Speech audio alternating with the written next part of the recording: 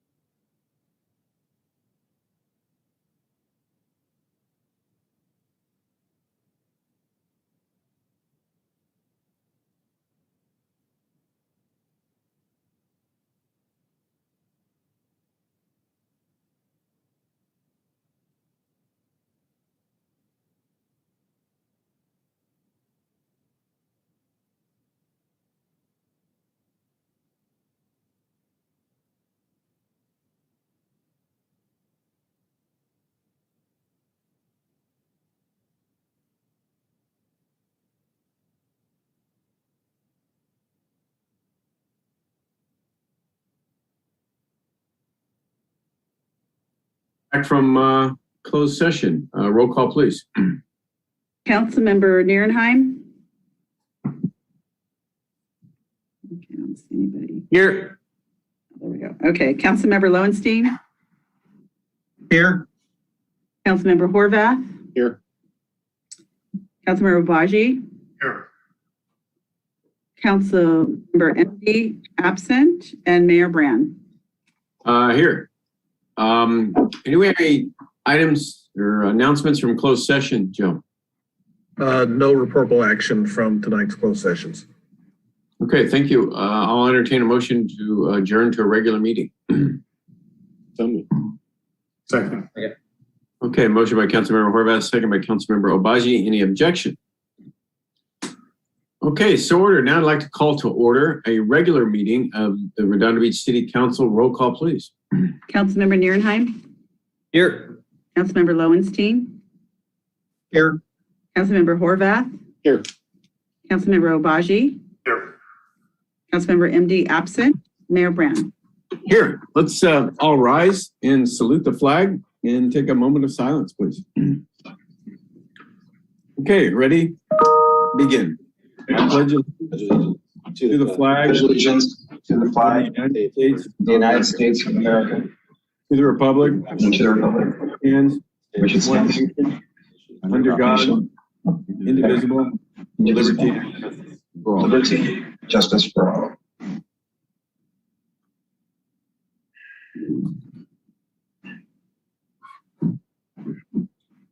Okay, thank you. I guess we'll go right to announcements. Councilmember Nierenheim, do you have any announcements to make? I do not have any announcements. Thank you. Okay, Councilmember Lowenstein. Yeah, I was fortunate enough to be at the opening day. It's hard to believe that it was opening day for the King Harbor Yacht Club on Sunday. And I really enjoyed it. It was great. We had one incident, and I want to commend Harbor Patrol, actually LA County lifeguards, as well as our paramedics. And we had somebody actually fall at the event, and they got there very quickly. So I want to thank them for their service and being there quickly for our residents. So otherwise, it was a very good event, and hope everybody's enjoying their summer. Thank you. That's it. Hey, Councilmember Horvath. No, thank you. Councilmember Obaji. I'd like to thank our police officers, our firefighters for the heroic work this weekend, getting to those bombs, getting them safely, I guess, deactivated. I'd like to thank the city council and the mayor for funding all the technology that was used by the fire department and the police department this weekend, as well as the city attorney for funding the dog that helps with out those bombs. So thank you very much from all Redondoans. Yeah, thank you. I'd like to pile on that and say that I actually heard the explosions, thought there were fireworks after midnight.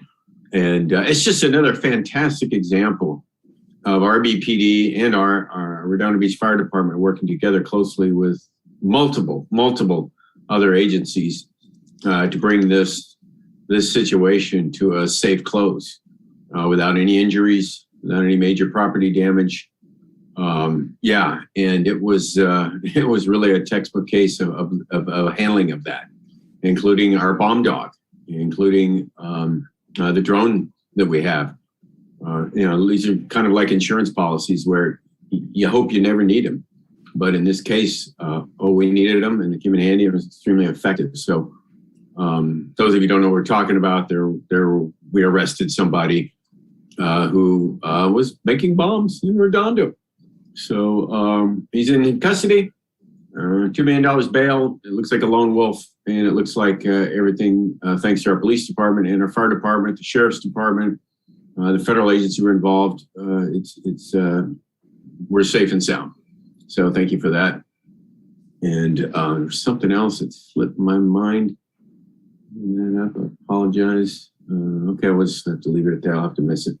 Anyway, okay, with that, we'll move on to order of agenda. Is there any changes, or assume, Joe, you wanted to pull item N3?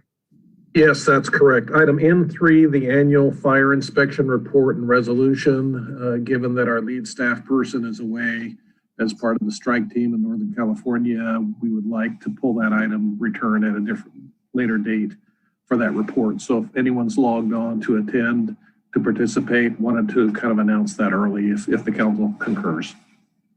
Okay, great. So back to order of agenda. Is there any motions for the order of agenda? Yeah, I'd like to make a motion to approve the order agenda and remove item P1. Yeah. And N3 as the city manager. And N3, yes. And N3, thank you. Okay, is there a second? Second. Okay, a motion on approval of order of agenda except for removing N3 and P1. Was it P1? Oh, sorry. Yeah, P1. Do a roll call vote. Councilmember Nierenheim. Aye. Councilmember Lowenstein. Councilmember Lowenstein. Sorry, aye. Councilmember Horvath. Aye. Councilmember Obaji. Aye. And Councilmember MD. She's absent. The item I forgot to mention in my announcement is vaccinations. Those of you who are not getting vaccinated, I got to tell you, something like 98% of the cases in the hospitals are unvaccinated people. So if you're afraid of the vaccination, you should be more afraid of COVID. And it's really hurting our ability to get back on our feet as cases are skyrocketing yet again. And they're not skyrocketing among vaccinated people. They're skyrocketing among those of you who are not vaccinated. It's not complicated. So, and it's jeopardizing our economy, our ability to get back to work. I kind of like what France is doing. They're setting up a system where, a standardized system where it shows who's vaccinated and who is not. And so you're not going to be able to go to the restaurants, you're not going to be able to go to the stores, you're not going to be able to go to a lot of things if you're not vaccinated. So in France. So those of you who are jeopardizing our ability to move forward is really, really hurting everybody. So get vaccinated and let's somehow try to curtail what's going on now, because we are going in the wrong direction and it's not even fall and winter. So anyway, with that, move on to blue folder items. Do we have blue folder items for tonight? Yes, we have public comments for H12, which is related to the wing falconry for pest bird abatement. J1, we have, which is non-agenda items, letter from the chair of the Harbor Commission and public comments. And 1, regarding the proposed roadway operational improvements on Pacific Coast Highway, PowerPoint and public comments. And P2, regarding the teleconference city council meetings after the governor's emergency order expires. And it's the PowerPoint and the executive order and government code 54953. That's it, Mayor. Thank you. Okay, thank you, Eleanor. Is there a motion to admit those to the record? So moved. Second. A motion by Councilmember Horvath, second by Councilmember Obaji. Any objections? Okay, so ordered. Consent calendar. Tonight we have 14 items on the consent calendar. We normally pass these all at once.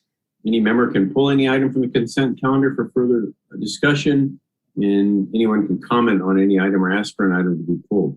So I'll go through the council and then ask for public comments. Councilmember Nierenheim, do you have any items you'd like to pull? Yeah, I'd like to pull item H4 for clarification, and then H12 for clarification as well. H4 and H12. Okay, Councilmember Lowenstein. I was going to say H12 as well, so no, thank you. Councilmember Horvath. No, thank you. Councilmember Obaji. No, thank you. Okay, I'd like to pull item H6 for discussion. So are there any public comments on any consent calendars other than H4, H6, or H12? Okay, so for the e-comments, we have none. And no one has raised their hand for Zoom. If you'd like to raise your hand and you're on the phone, you can do *9. Otherwise, you can raise your hand. Yeah, I see none. Yeah, this is for the consent calendar. Consent calendar, correct. None, Mayor. Okay, thank you. I'll entertain a motion to approve the consent calendar other than H4, H6, and H12. So moved. Second. Okay, motion by Councilmember Nierenheim, second by Councilmember Lowenstein. I'll do a roll call vote. Councilmember Nierenheim, Aye. Councilmember Lowenstein, Aye. Councilmember Horvath, Aye. Councilmember Obaji, Aye. and Councilmember MD is absent. So you need to read some resolutions there. Yes, Mayor. So H9, adopt by title only, ordinance number 3215-21, an ordinance of the City Council, City of Redondo Beach, California, amending Title 10, Chapter 2, Zoning and Land Use, and Title 10, Chapter 3, Environmental Review pursuant to the California Environmental Quality Act of the Redondo Beach Municipal Code pertaining to traffic environmental impacts for second reading and adoption. H11, adopt by title only, resolution number CC-2107-076, a resolution of City Council, City of Redondo Beach, California, leasing certain properties to Shaw, Kopek, and Slatter LLC. H13, adopt by 4/5 vote and by title only, resolution number CC-2107-078, a resolution of City Council, City of Redondo Beach, California, authorizing fiscal year 2020-2021 budget modification to appropriate unreserved funds in the amount of $60,000 from the Housing Authority's Low and Moderate Income Housing Fund to increase the low and moderate income housing budget. H14, adopt by title only, ordinance number 3214-21, an ordinance of the City Council, City of Redondo Beach, California, amending Title 4, Chapter 5 of the Redondo Beach Municipal Code to allow dogs in specified parks under imposed conditions for second reading and adoption. Mayor.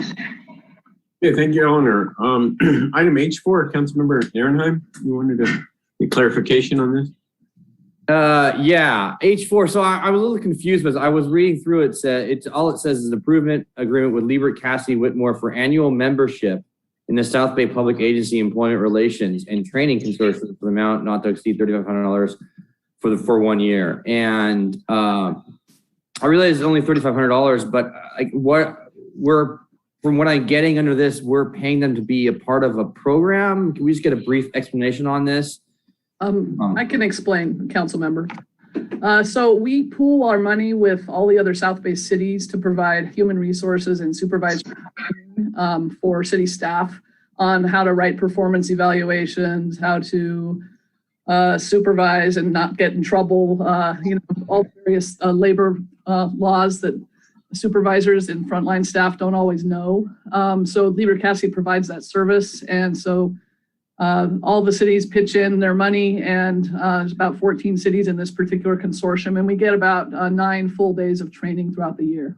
Okay, and this is a JPA, I'm assuming, or is it like a?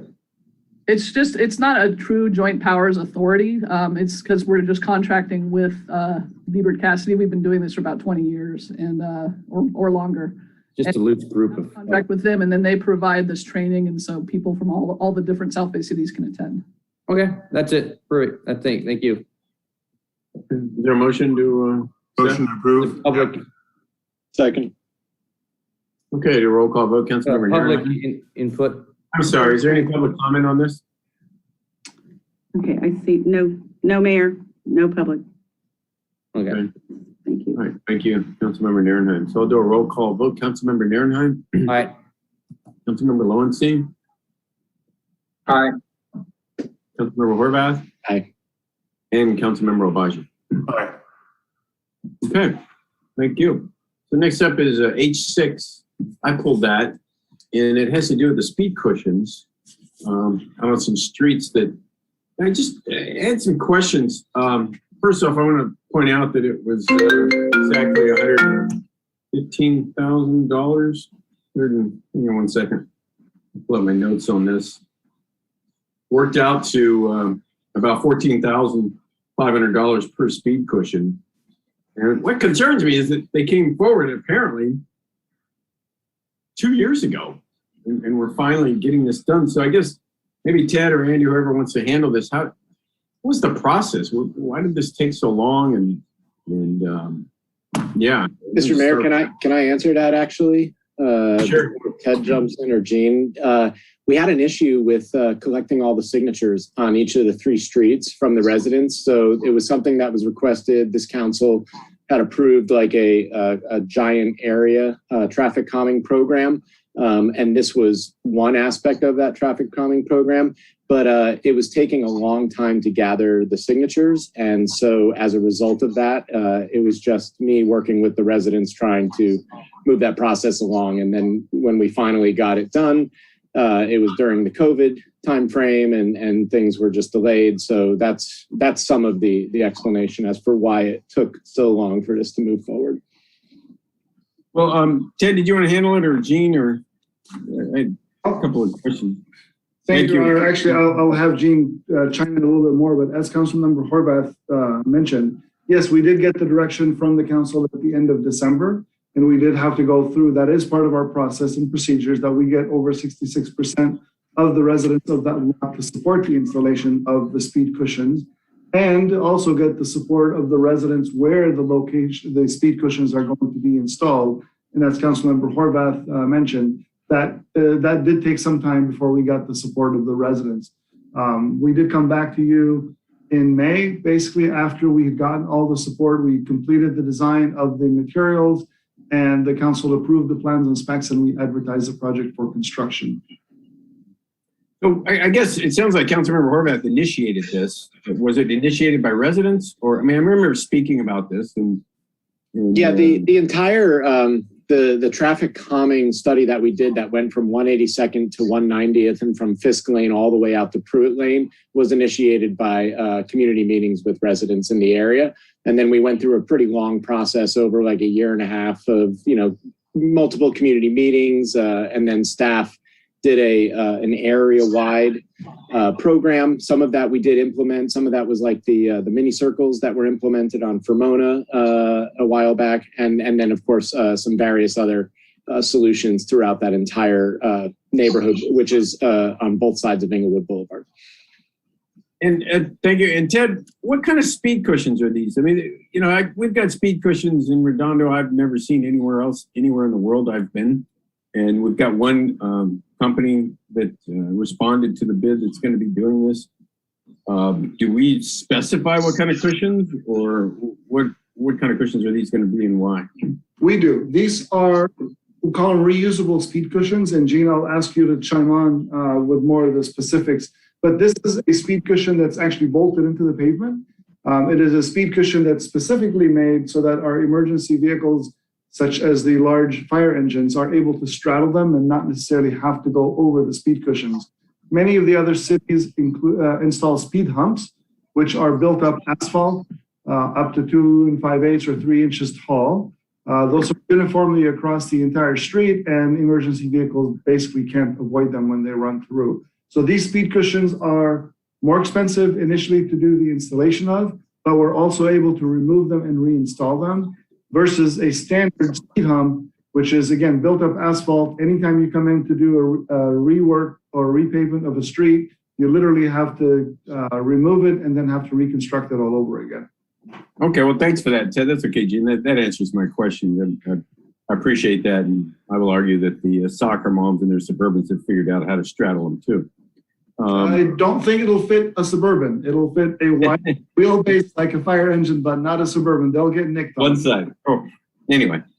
Okay, I was just mostly concerned about the process with people and how long it took, and I get it now, but we do have a process, and I just want the residents to know about it, that it really is approaching either your local city councilman or staff somehow, and then you engage in this petition process, which you see in this report, which requires a 2/3 approval in the area. And then you get approval from the person's house where the speed cushions are going to appear in front of?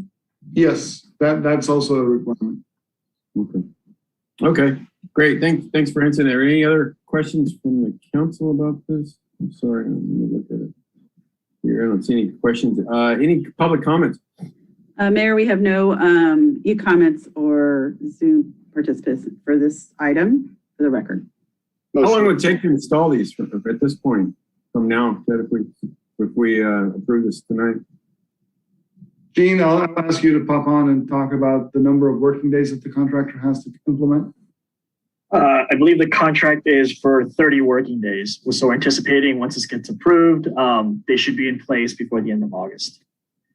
Yeah, so unlike traffic signals, Mayor, where material takes a long time to get, speed cushions don't have that kind of lead time. Okay, thank you.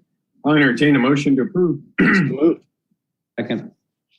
Okay, motion by Councilmember Horvath, second by Councilmember Nierenheim. I'll do a roll call vote. Councilmember Nierenheim. Aye. Councilmember Lowenstein. Aye. Councilmember Horvath. Aye. And Councilmember Obaji. Aye. And Councilmember Mimdi absent. Okay. Okay, Mayor, I need to read the resolution. Yeah. Go ahead. H6, adopt by title only resolution number CC-2107-075, a resolution City Council City of Redondo Beach, California, awarding a contract to Pulp Inc., DBA Excel Paving in the amount of $114,872 for the traffic calming Armour Lane, This Lane, and Ralston Lane speed cushion installation project, job number 40470. Thank you, Mayor. Okay, great. Councilmember Nierenheim, you pulled item H, 12. Yeah, H12. So I was looking at this item and I remember the cost being a couple of years ago anywhere between $80,000 and $120,000, and I'm seeing now for a not to exceed amount of $519,000. Is that just the total amount of money we've given them since 2007, 15, 16? I'm confused on this number, why it's so large. I don't remember us continually extending this such a large amount. You're muted, Lori. Lori, you're muted. We can't hear you. So Stephen is out of the office, so Elizabeth and I are here to answer your questions. You are absolutely correct. The $519,000 is a cumulative amount starting as of the first contract in 2017. So we are at $86,400 for this proposed amendment, and that would take us to the $519,000 amount. So we're doing this year over year. Maybe we should be signing a long-term contract and putting this out to bid. Have we looked at other falconers out there? Have we gone out to bid? Because I'm seeing this contract come through every single year, and rather than just doing a year over year business and dealing with the staff time, what's the thought process on that? For this year, our office did reach out to 5 different falconry companies. We received responses from 3, and then we did a comparison of the 3 different companies, of which On the Wings came in at the most reasonable cost. So we did realize it was time to take a look at pricing from other companies. So are you going to put this out to RFP next year, or just sign a longer term contract? Are we getting a cheaper price doing over a year, so we're able to go up and down in the amount of money that we're paying? Like the King Harbor Association was paying money, or one of the associations was paying money into this as well. They did at the very beginning. I think when Jim Allen started this program, we weren't sure about the costs and also wanted buy-in from the different associations. We no longer ask them for a contribution. It is a split cost between tidelands and uplands. And we can definitely go out to RFP for the next year. Okay, I mean, I'm looking at this for doing this, so we don't have to bring this back every single year. You know, get a good deal year over year, get some long-term view on this. So that's all I have on this then. Thank you. Okay, is there any Councilmember Obaji? I'll just move to approve with direction to RFP 5-year term for falconing services after this. Mayor, I just want to for the record, there are no e-comments or Zoom participants for this item. Thank you, Ellen. Is there a second? Second. There's a motion by Councilmember Obaji, second by Councilmember Horvath. I'll do a roll call vote. Councilmember Nierenheim. Aye. Councilmember Lowenstein. Aye. Councilmember Horvath. Aye. Councilmember Obaji. And I'd like to thank staff for reaching out to all those firms to get a good bid. Yeah, thanks for doing that, Lori. Okay, and Councilmember MD absent. So, you don't have to read that, right, Eleanor? No reading on this one. Thank you. Okay, that's it for the consent calendar. Next up is public participation on non-agenda items. This is any member of the public's opportunity to speak about any item that is not already on the agenda. You have 3 minutes to speak. And yeah, let's check and see. Do we have any people wanting to comment on non-agenda items? Yes. So the first person is Jim Light. On here. Okay, go ahead, Jim. There we go. Okay, can you hear me? Yeah, loud and clear. Go ahead. Okay. Thank you, Mayor and Council. Thank you, Eleanor. Jim Light, I'm acting in my capacity as the current chair of the Harbor Commission. At our last meeting, the Harbor Commission voted unanimously to request that the City Council reconsider your decision to reallocate $500K from the Moonstone Park / Mole B project to Seaside Lagoon. We'd like the council to consider restoring that $500K back to Moonstone Park and Mole B. At the same time, the commission voted to form a subcommittee to file a formal letter to the council, which I've submitted and I believe you've approved to receive and file earlier in this meeting. Would ask that you deliberate that in the future and consider the request. The request is based on 3 factors that we deliberated during the meeting. The first is we had 2 people who were present during the negotiations with Chevron, who stated that the discussions on the money that came from Chevron for Moonstone Park was always discussed as being allocated towards Mole B and Moonstone Park, although the license agreement, the formal agreement between the city and Chevron never formally stated that it had to be allocated there.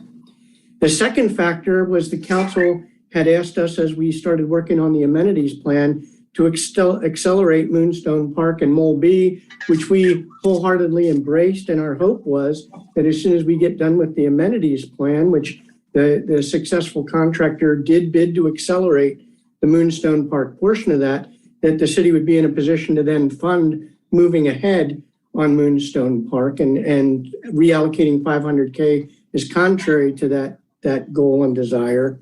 And then the third factor was there was a 2013 staff report that estimated the cost of the current plan implementation to be $2.1 million. And certainly $2.1 million in 2013 dollars is likely to exceed the full funding at $2.4 million. So in considering all those factors, the Harbor Commission would humbly request that the City Council revisit your decision and look at restoring that $500K back to Moonstone Park and Mole B project. Thank you very much. Appreciate your consideration. Okay, thank you, Chair Light, and all the work of the Harbor Commissioners. We can't take any action right now, but anybody can make a motion at the end of this meeting to take some action. But we got the letter. Thank you very much.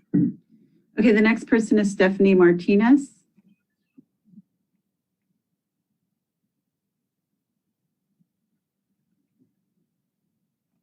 Go ahead, Stephanie. You're muted. You unmute yourself. There we go. Stephanie. Hello, everyone. Good evening. I actually just moved to the area, so I'm really excited to participate in this city's council meeting. Very happy to be here and able to voice my concerns. First of all, I wanted to just directly tell Mayor Brand that it's important when in a position of authority, you don't instill fear in your constituents, but instead empower them with information. And I think your vaccination comment was a little fear-oriented. It would be more productive to provide information rather than indirectly, it sounds like insinuate that contemplating the direction that France was taking with the situation in order to get what I think is everyone's goal, which is returning to some type of normalcy or openness. But what I really came here to discuss and what's been on my heart to see what the city is doing is what is Redondo Beach's plan to prevent not becoming the next Venice Beach? So I've seen more and more homeless individuals making their way down. This is my first meeting, so I'm not sure if there's something already in place, but the beach path in front of my house, for example, is used almost every evening. Multiple homeless individuals sleep on the beach benches in front. It's not just that they're sleeping, it's just that they're either covered in feces or urine. It's like a public health concern. Some of them are using drugs just openly in public. And we have a lot of families in this area, so they leave debris and trash behind. And I would, hate for some type of emergency to happen that could have been prevented. Just the other day, I was not able to order coffee from Fanny's because there was a lady just sitting in her beach chair. And for me, she probably had a kidney infection because of the strong smell of urine. I contacted the police. I'm, again, not sure what the process is in the city, but I was really concerned because a lot of individuals weren't able to purchase what they wanted from Fanny's because this person was deterring them from that.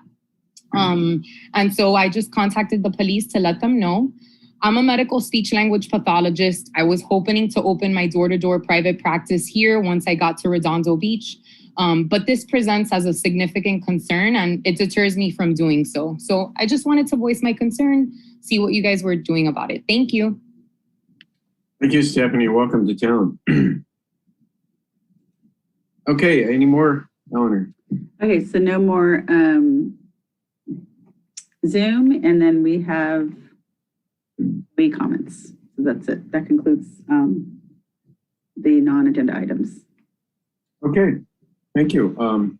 Let's go to ex parte communications. We do have one public hearing regarding our action plan for reallocating the community development block grants. Councilmember Nierenheim, do you have any ex parte communications to report? I have no ex parte communications. Councilmember Lowenstein. I do not have any ex parte communications. Councilmember Horvath. Yeah, just staff and Damian Delaney over the past few months. And Councilmember Obaji. No, thank you. Okay, I do not have any ex parte communications to report either. So with that, we're moving on to our public hearing to gain approval of proposed substantial amendment to our annual action plan for reallocation of community development block grant funds. I'll entertain a motion to open the public hearing. Motion to open public hearing. Second. Okay, motion by Councilmember Nierenheim, seconded by Councilmember Obaji. Are there any objections? Okay, so ordered. Cameron Harding, our Community Services Director, are you going to lead this discussion? I am. Thank you, Mr. Mayor. This is really just a house cleaning item for you. You might recall you were directed us to research ways to fund the pallet shelter program, and that's what we've done. So with that, really, I would just recommend you continue with the public hearing, approve the proposed substantial amendment to the 2021-2022 annual action plan. I do have our CDBG consultant, Damian Delaney, on the line in case the council would like to refer any questions to him. And I am also available. Okay, thank you. I haven't seen hands up. Maybe Mr. Delaney would like to give us a quick overview of our CDBG program and what these changes mean. Good evening, Mayor and members of council. As you know, my name is Damian Delaney. I'm with Michael Baker International. I am your CDBG consultant, and my video is not working for some reason. That's okay. We can hear you loud and clear. Perfect. So tonight, what we're doing is, as Mr. Harding said, we're just doing a cleanup. We need you to go through this process in order to amend our annual action plan so we can fund the pallet shelter program with the $128,000 from the public facilities program. Once approved, we'll be submitting to HUD for final approval, and then we can go ahead and spend the money. Okay, Councilmember Obaji. I'd like to thank whatever council members, probably Lowenstein, Nierenheim, who moved to get this going because it saves the city dollars and replaces it with federal dollars. and move to approve this reallocation of CDBG funds in the amount of $128,811 from the Public Facilities Improvement Program area in the annual CDBG action plan to the pallet shelter program. You got to close the public hearing first. Yeah, but go ahead and close the public hearing first. Sorry, a motion to close the public hearing and make that motion, please. Second. Okay, there's a motion to close the public hearing by Councilmember Obaji, seconded by Councilmember Narenheim. Are there any objections? Okay, the public hearing is closed. And without repeating your motion again, was that clear, Cameron, what his motion was? Also, Mayor, just to make a note, there was no e-comments or Zoom. Thank you, Eleanor. For the record. Thank you very much. Is that clear, Cameron, what his motion was?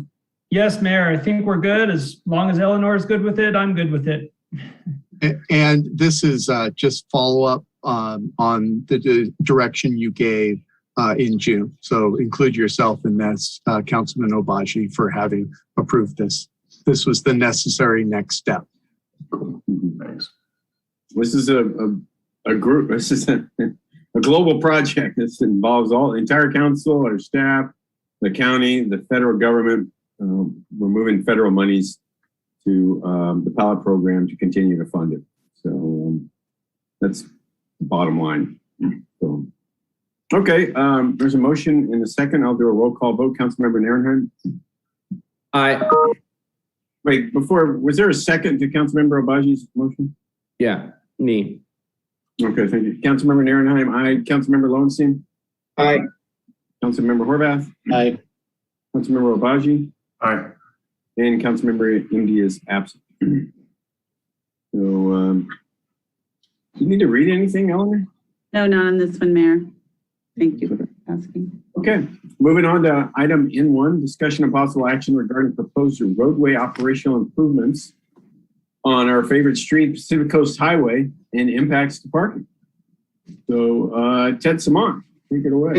Thank you, Your Honor. I'm going to go ahead and tag this to Andy in just a second, but I did want to at least introduce it by saying this has really been a cooperative effort that started a few years ago when Caltrans came to the South Bay cities. And as some of you recall, Caltrans is one of those agencies that doesn't communicate to us what they're doing on their highway, but they did communicate to us. And a few years ago, they came asking and telling us that they're going to be resurfacing Pacific Coast Highway in 2022 and wanted to see if there are improvements or changes or modifications that the cities would like to see done that they are willing to design and construct.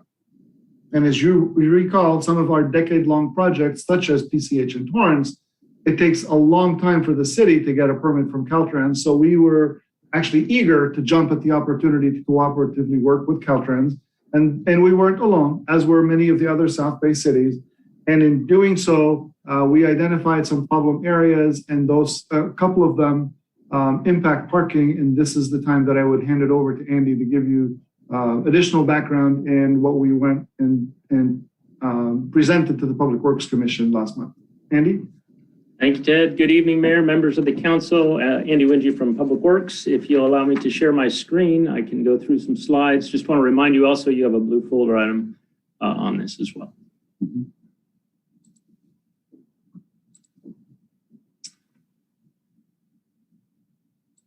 Okay, there we are. So the item before you tonight, as Ted mentioned, involves a Caltrans generated project to rehabilitate pavement along the entire length of Pacific Coast Highway through the city. It's considered a maintenance project for them, so they're not doing any kind of major redesigns, but they will incorporate certain things that we've asked them to do, as well as curb ramps and cross gutters and things like that to help the street perform better. Ted also mentioned the inclusion of Measure R projects. We had a number of projects identified along the stretch of PCH, which funding will now go to Caltrans to build these rather than through the city and through our own efforts to get a permit from Caltrans to build them ourselves. So very much streamlined process. Of course, we jumped at the opportunity to include some of these improvements along the highway. One of the Measure R projects that we had was called a Pch Arterial Improvement Study. We presented that to the council a few years ago. It addressed the 29 intersections between Anita, Redondo, and Palos Verdes Boulevard along the highway. Made recommendations, they called them mitigation measures for a number of those intersections. Many of them had to do with turning restrictions related to the cross streets, having right turn only, for instance, or perhaps not allowing left turns during peak hours, those kinds of things. Those aren't the types of things that would be addressed in a project like this. There were some mitigation measures that were more structural in nature, and those we brought forward, and they impact two intersections in particular because of their impact on parking. So those are the items that we wanted to bring before you tonight.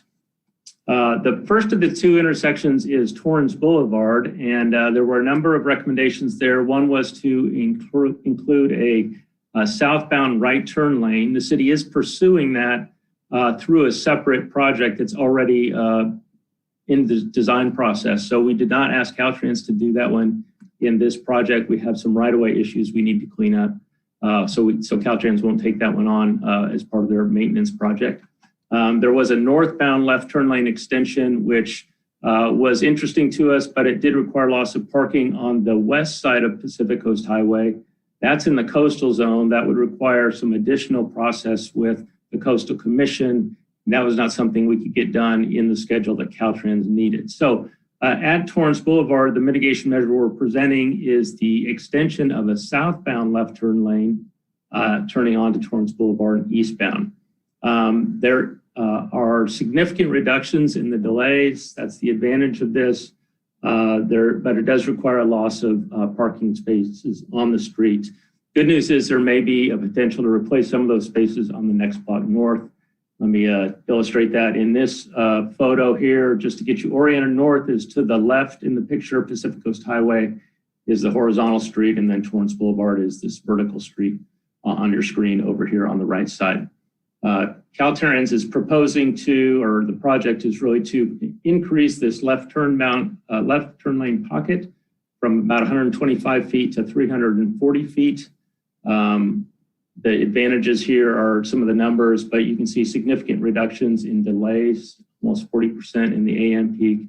Really, really valuable project for relatively little money. But the cost comes in the term of these 7 parking spaces that are on the east side of Pacific Coast Highway. And because of the realignment of the center line and the lane lines, we would need to eliminate those from this block. However, at the next block, there is some room potentially to add parking spaces. It would be up to Caltrans' discretion to add spaces, but we would ask them to do that if that's the wish of the council. So Can I chime in on that, Andy? Yes, sir. I make that left turn movement almost daily. And there is no question that the shortness of that left turn pocket is downright dangerous. It backs up traffic on PCH because the left turn lane backs up onto the through lane, and it really causes a lot of problems. So I was making a list of things, and that was definitely at the top of my list. So it's fantastic to see that you guys are already on top of that and can even institute more parking. Yeah, I'm trying to remain impartial, but I make that same turn a couple of times a day. So I'm in a And likewise, I was going to say northbound on PCH going under Torrance Boulevard, it'd be nice to extend that, but it's really not near the problem you have going southbound. Great. Yeah, the only thing I would add is that, yes, that left turn pocket, the overflow that comes out into the number 1 lane really relegates southbound traffic to a single lane and a lot of weaving of vehicles that are coming out of that middle lane or the number 1 lane. So this improvement would significantly improve that for sure. Okay, if there's no more questions on this one, I'll move on to the second intersection. Of course, we can always circle back if other questions come up. The second intersection that we are considering is actually a series of intersections between Avenue I and Palos Verdes Boulevard. Vista Del Mar is the T intersection in between those two. And the proposed project would create and effectively extend the left turn lanes as you go southbound on PCH onto eastbound Palos Verdes Boulevard or northbound on PCH to westbound Avenue I. by installing back-to-back left turn lanes there, getting rid of the median altogether. It would also prohibit eastbound movement from Vista Del Mar onto Pacific Coast Highway and add a southbound dedicated right turn lane at Palos Verdes Boulevard. Again, we get significant reductions in delays in all day long, actually all the peaks during the day. But there are significant impacts to on-street parking on the northbound side of PCH between Palos Verdes Boulevard and Elena, potentially losing about 460 linear feet of parking, which equates to about 21 spaces. So I'll illustrate that again with another photo. And again, to get you oriented, north is to the left, more or less. Pacific Coast Highway is the big curve here, and Palos Verdes Boulevard is over here on the right-hand side of the page. These two arrows, by the way, signify improvements that are also being contemplated as part of, well, the right turn lane is part of this project. This is, we have this dedication already, and so this right turn lane Caltrans will do. The left turn project here is actually being implemented by Torrance already, and so it's not really part of the Caltrans project, but I just wanted to show it to make sure you're aware of that as well. What the Caltrans project will propose are these dual left turn lanes from Avenue I to Palos Verdes Boulevard that will increase storage in those turn pockets and improve the operation of the intersection.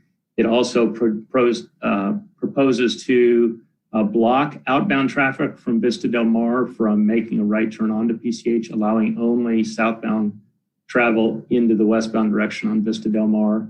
And that's to prevent the folks who try and cut across a couple of lanes of traffic to get in this left turn pocket on Palos Verdes Boulevard. That causes significant delays when people take that action.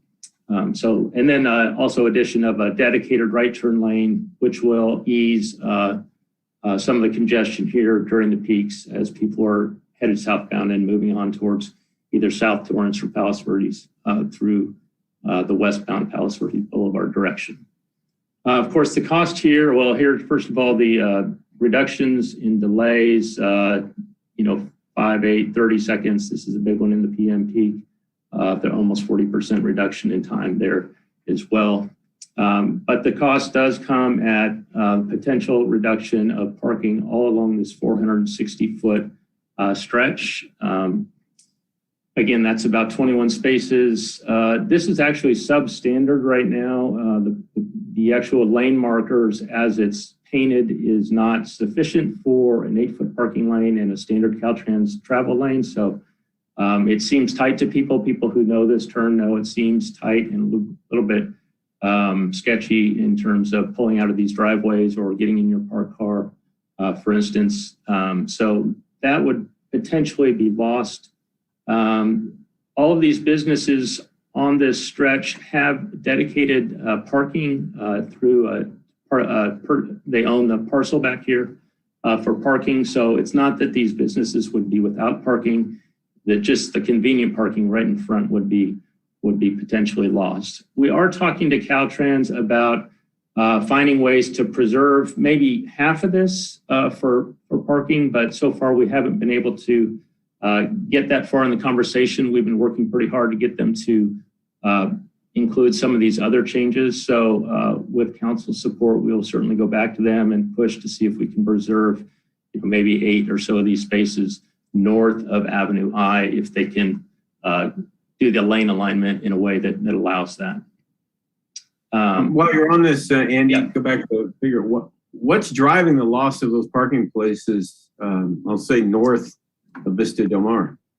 So let me just back up to take off the graphics here so you can see the photo just a little bit better.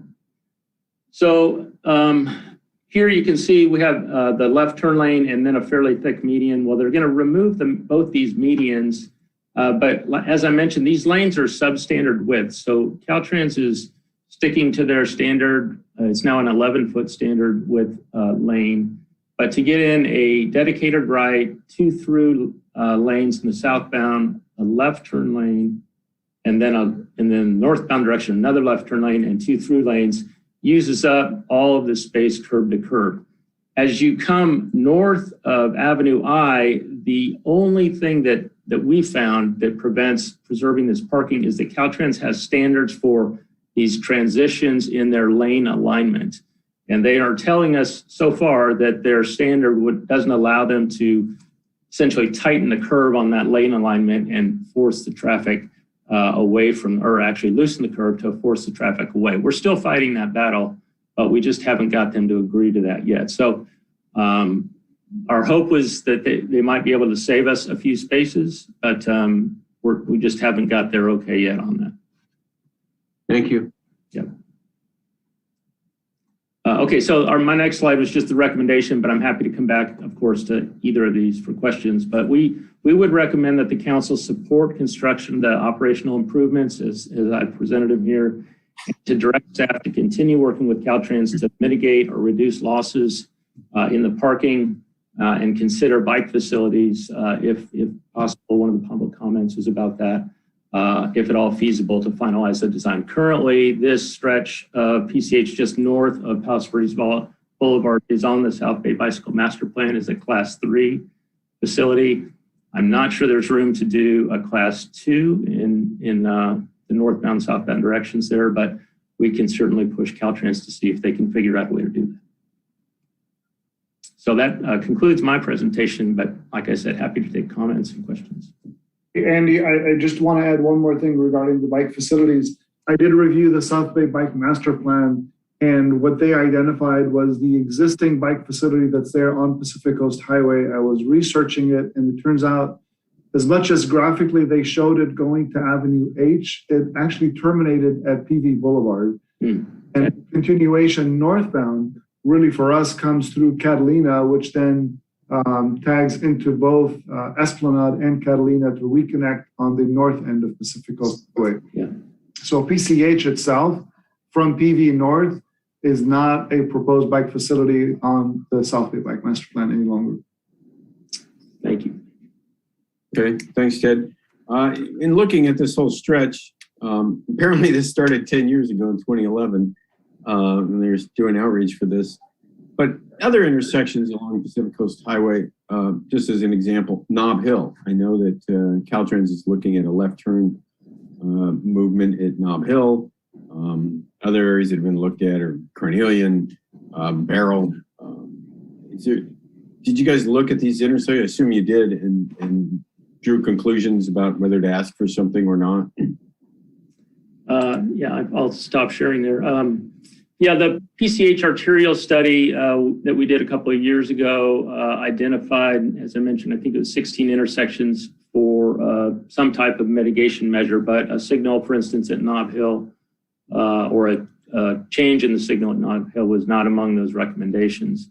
That study was done in 2017, I believe. So things may have changed since then. We could certainly look at that again, but we were going. I've seen an email exchange between a resident and Caltrans and CC'd you guys that they are actually, I don't know what the status of it is, but they're certainly studying putting in a left turn signal at Nob Hill, PCH.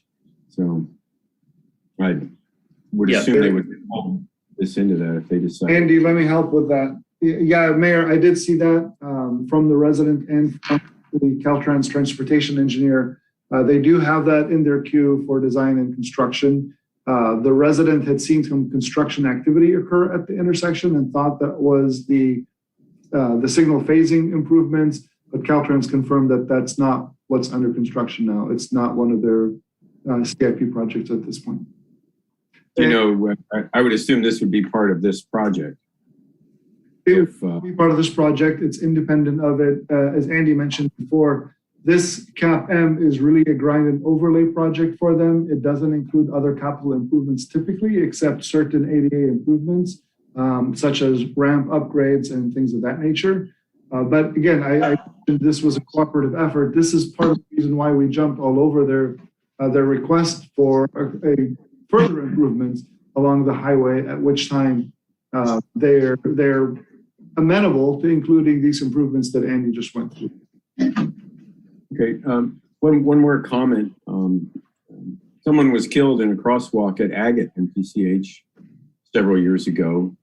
if you read the NHTSA studies, National Highway Transportation Safety Administration, the most dangerous intersections for pedestrian are crosswalks with no signalization, meaning, and we have those along PCH. We have a crosswalk at Agate and PCH.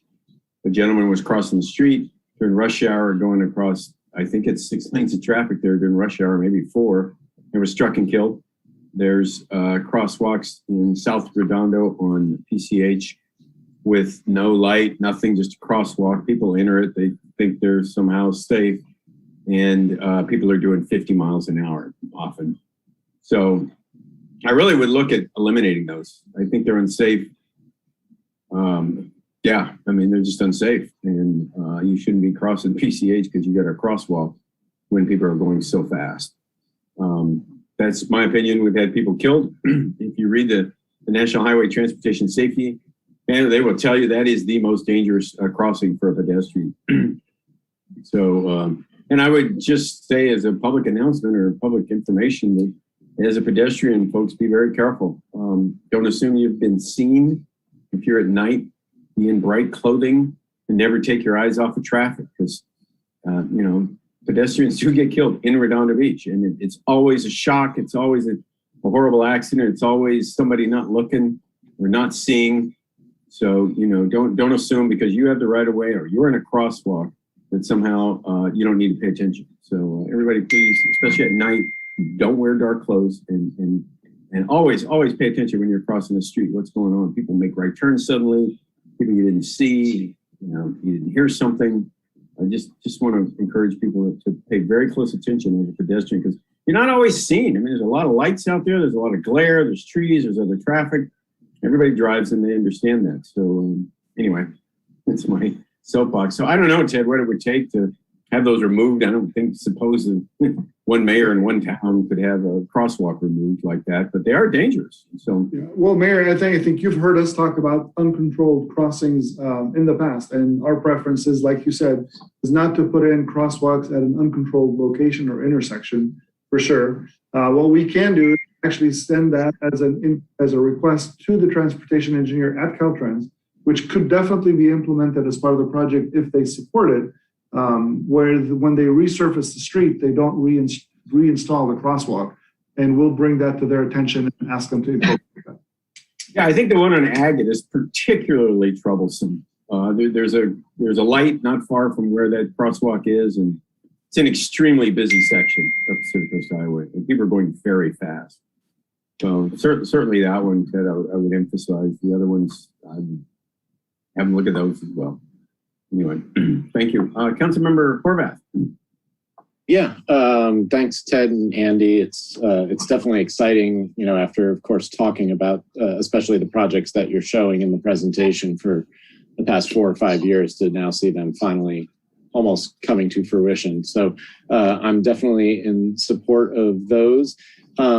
Two questions. One, we have talked about in the past when this Caltrans project came along, one of our issues at the Anita/Redondo PCH intersection, there's always confusion related to individuals traveling westbound on Anita and turning southbound either to PCH or Catalina in those 2 lanes. And usually the problem brought up is that people in the lane that is designated to turn only to Catalina tend to make the hard left. And then, you know, there's potential for accidents because those other people in the far left lane feel that, you know, they have the safety to turn into either or of the lanes on PCH.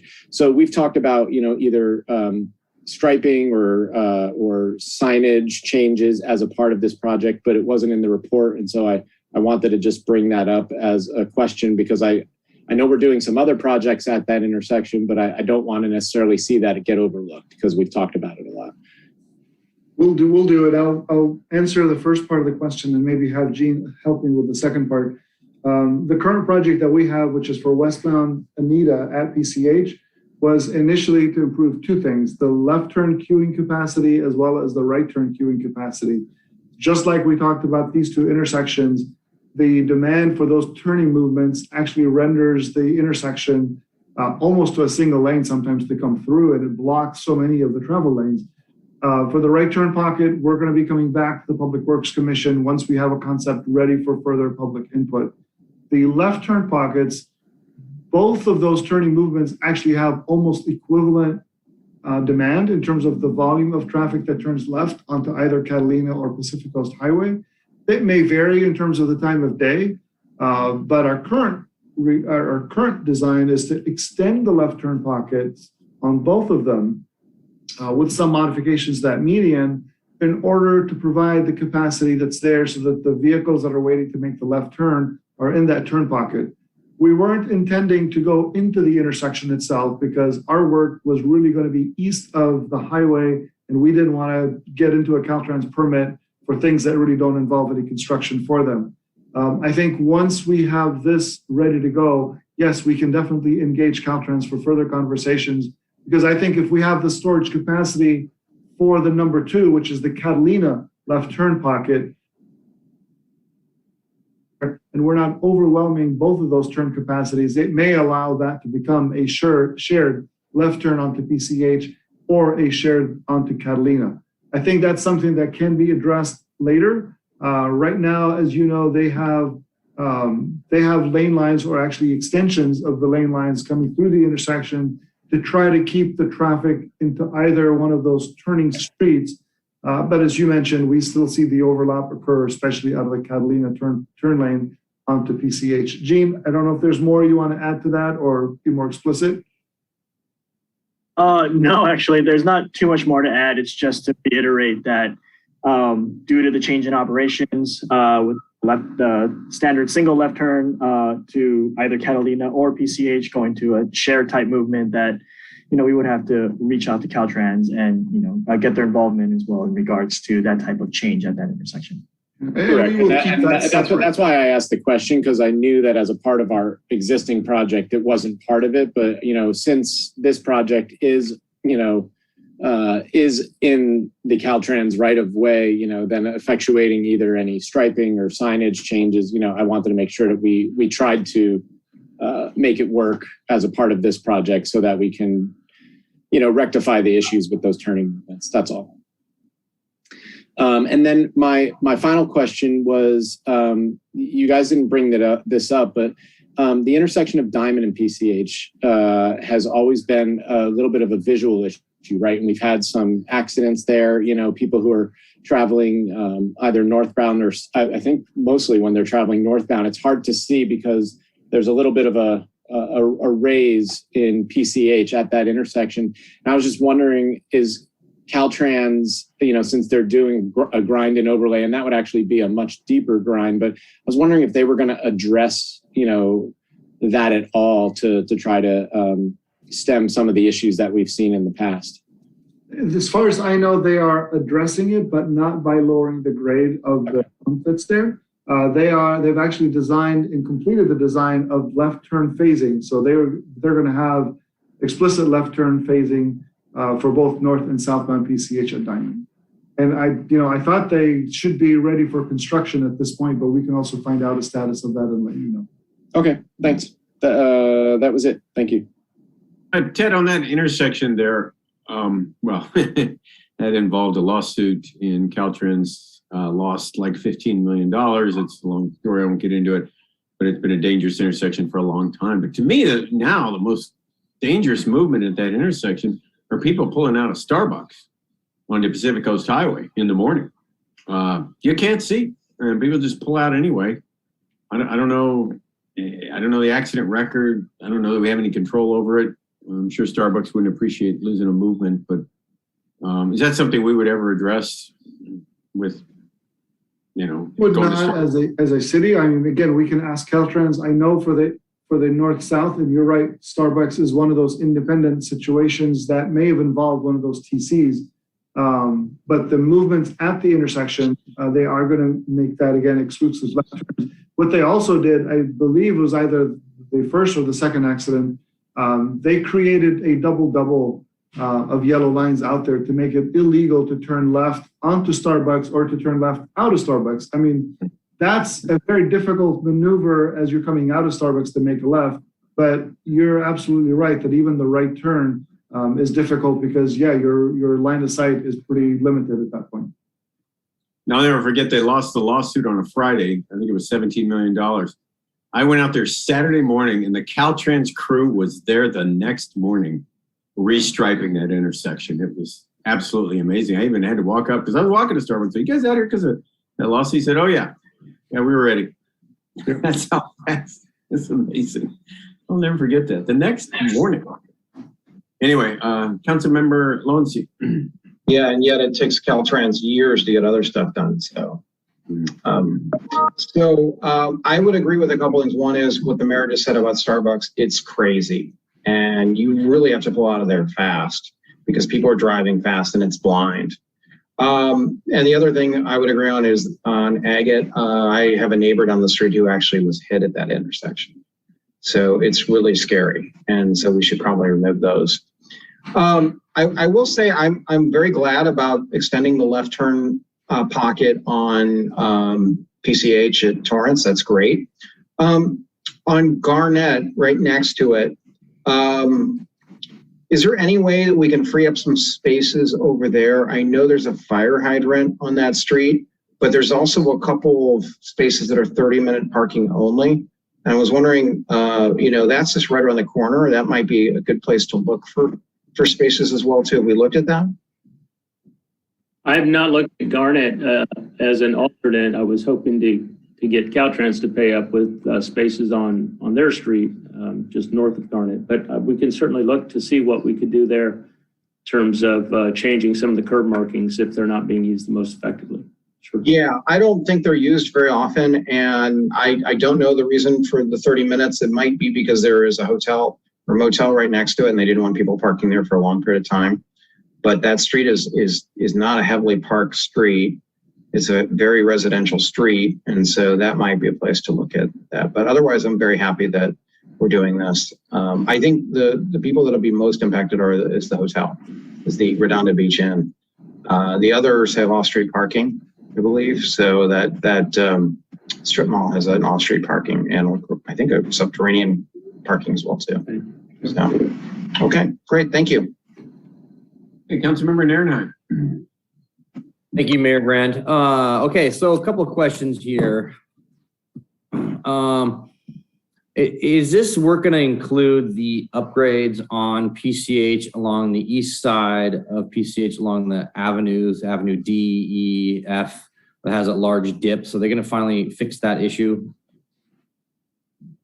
Yeah, to my Ted's been in particular conversations about those cross gutters, but to my understanding, yes, those are being addressed with this flattened out, I guess is the right term, but to get rid of the likelihood of scraping there. Right. I mean, it's like kind of a V bumper killer. If anyone doesn't know, they hit it hard, and it's tragic on their poor car. I think the one at Avenue F is almost like a rolling curb. It's not even a cross gutter. It's very challenging to come across. Yeah. And if you don't know that it's there. Going back to the left-hand turn conversation that you guys were just talking about, are they going to include any left-hand turn updates, including like the one by Sapphire or Ruby, I want to say? I think it's Ruby, left-hand turn. There was a request a couple of years ago on Ruby to do a left-hand turn because there was also an auto accident there. Are they updating any that work, or is this purely street movement upgrades? Do you mean from Ruby or do you mean onto Ruby? Onto Ruby. Yeah. I don't recall off the top of my head what the arterial study recommended for that street. It was not a turn pocket. It may have been some kind of turn restriction there, or maybe an elimination of restriction. I don't know what's out there now. So I think we may have that up on our website, but if not, I can provide that, or I can review it and see what's planned or what was recommended for those intersections. Yeah, that would be good, because if we can get that in there as well. I know that's been requested a couple of years ago. There was a lady, Jill Clausen, who really fought hard for that after there have been numerous accidents, people doing left-hand turns onto Ruby from PCH. The other thing is, we're not taking out any trees. I mean, I realize we're not a tree city yet in Redondo. But we're not taking out any trees, are we, on this? I'll make this clear for everyone. None of the plans they've shown me indicate any removal of trees for any of these locations. So to the best of my knowledge, no trees will be harmed in this process. So. Yeah, and just so everyone knows, I had a good discussion with Andy and Ted here regarding this intersection, and they are fully briefed up on the fact that this has now become a 6-lane highway. It is not something that the residents have fought for. We fought very hard against creating a 6-lane highway. And Andy, I read your email, but just for the public's sake, I'm not a big fan of taking out these 21 parking spots, just so everyone knows, along PCH on the east side by Buca de Pepo. And I was working really hard to see, or actually you guys, trying to get you guys to work really hard. And I didn't do anything. I just asked to get a bike lane, extension of the bike lane. And that was denied by them. We have, in the drawings that they've given us, there's no room for certainly bike lanes in both directions for that part of PCH. And even it appears from their drawing, not even room for a northbound bike lane there. Now we haven't been back to talk to them since I spoke to you last week, but we will after tonight's recommendation is known, and we'll continue to arm wrestle them for everything that we can get. We've come a long way. They actually weren't going to do any of this initially because they lost it in their file. So we've been fighting hard to get at least this, and we hope to be able to get some more after tonight's decision. You know, the left-hand turn onto Avenue I from PCH, so you're going westbound on Avenue I, going northbound on PCH, just as a thought, what would happen if we would recommend just to take that left-hand turn lane out so that we have a smoother flow all the way through there? They probably would not accept that at all. Ted, you'll have to help me here with operation, what that would do. I think operationally, it wouldn't be them, it would be us, because that's one of the primary access points into Riviera Village. If you try to close that off, our next entrance point is uncontrolled, and you don't have a good point to enter back in. You're gonna have to come in at Avenue H probably, if that's not restricted, and do a loop to come back into the village. At Elena, I don't believe you can make the left because of the skew of the angle of the signal as it comes through there. To me, what I've seen out there is that left turn pocket is always, the queue is always past the turn pocket into the travel lane. And again, that's why we were seeing the demand being there, and we're trying to make that left turn pocket extended so we can accommodate vehicles coming into the village. Right. I mean, they could, if they're on PCH, they could take a left onto PV Boulevard and then go right onto the other street there. They could, and one of the things that we've heard is, with the Torrance project and their proposed improvements, they wanted to increase that left turn pocket because of the traffic that they were seeing that was cutting through their community. So we know that turn pocket is actually impacted as well. So unless, the improvement to our village, if that left turn pocket is impacted by residents of Torrance or the peninsula, it would become more challenging even for our customers to come into Riviera Village. Okay.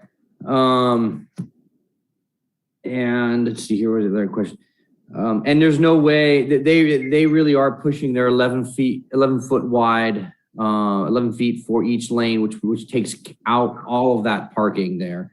But we did come up with a potential plan of getting a new center to median, so we actually could plant a tree or shrubbery further down towards the Elena portion of PCH, correct? That's what we talked about, and that's on my list of things to see if we can add to the project to help beautify that intersection. If nothing else, to improve the medians that are there now that are kind of underplanted, if you will, under decorated. That's on my list to talk to them about as soon as I go back to them. Okay, let me check my notes here. I don't think there's anything else on this. We also talked about questioning the need for the left turn pocket into the alley next to the Chase Bank, between the Chase Bank and the the grocery store that's there. Yeah, I would be a fan of eliminating that. I've seen a lot of cars hitting the curb there, people who are walking, pedestrians being almost sideswiped by cars coming in. It's a very confusing area. So I would be in favor of getting rid of that and forcing everyone to the light to take a right there. Yeah, well, we may need to present some data to them to convince them of that, but it's very lightly used from what we understand. And, we'll do our best to persuade that if that's the consensus of the council here. Okay. Okay, that's it. Thank you. Okay. Any public comment on this issue, Eleanor? Okay, so one person signed up for this item. So Laura Moran. Good evening. Good evening, Laura. All right. Thank you very much, Mayor, City Council, and staff, especially for that informative presentation. I have 4 points or questions for your consideration and some anecdotal just discussion. The first is, it was valuable to learn about the bike route and how that from south of Palos Verdes Boulevard is disrupted and then supposed to connect eventually to Catalina. Hi, excuse me, my son just came home. PCH is an important north-south path for Redondo Union students who live in South Redondo. And whether we like it or not, that street and that sidewalk is what they take a bike to school on. And they frequently use it. So I'm very concerned that there is no road widening with this because the sidewalk is already narrow enough. Second, I would hope council would not support a right turn lane at the northwest corner of PCH and Palos Verdes, even though this is in Torrance. That intersection is heavily used by Redondo residents, and that piece of real estate out there is so narrow, it's just like a sliver, and shaving more of it and making the intersection wider would be more perilous for bicyclists and pedestrians. And this goes kind of hand in hand with my next point. I don't know if anybody caught this, but the pedestrian count was done on a Thursday, a weekday in March. Now that is certainly not a peak demand time, and I'm not sure it's going to factor in too much, but I would ask staff, if we're going to be doing pedestrian and bicyclist counts, could we please do it like on a weekend or during the summer? Maybe this was beyond your control, but it kind of skews the data in favor of vehicles. The next point, I want to thank Councilman Nairheim for his discussion of trees.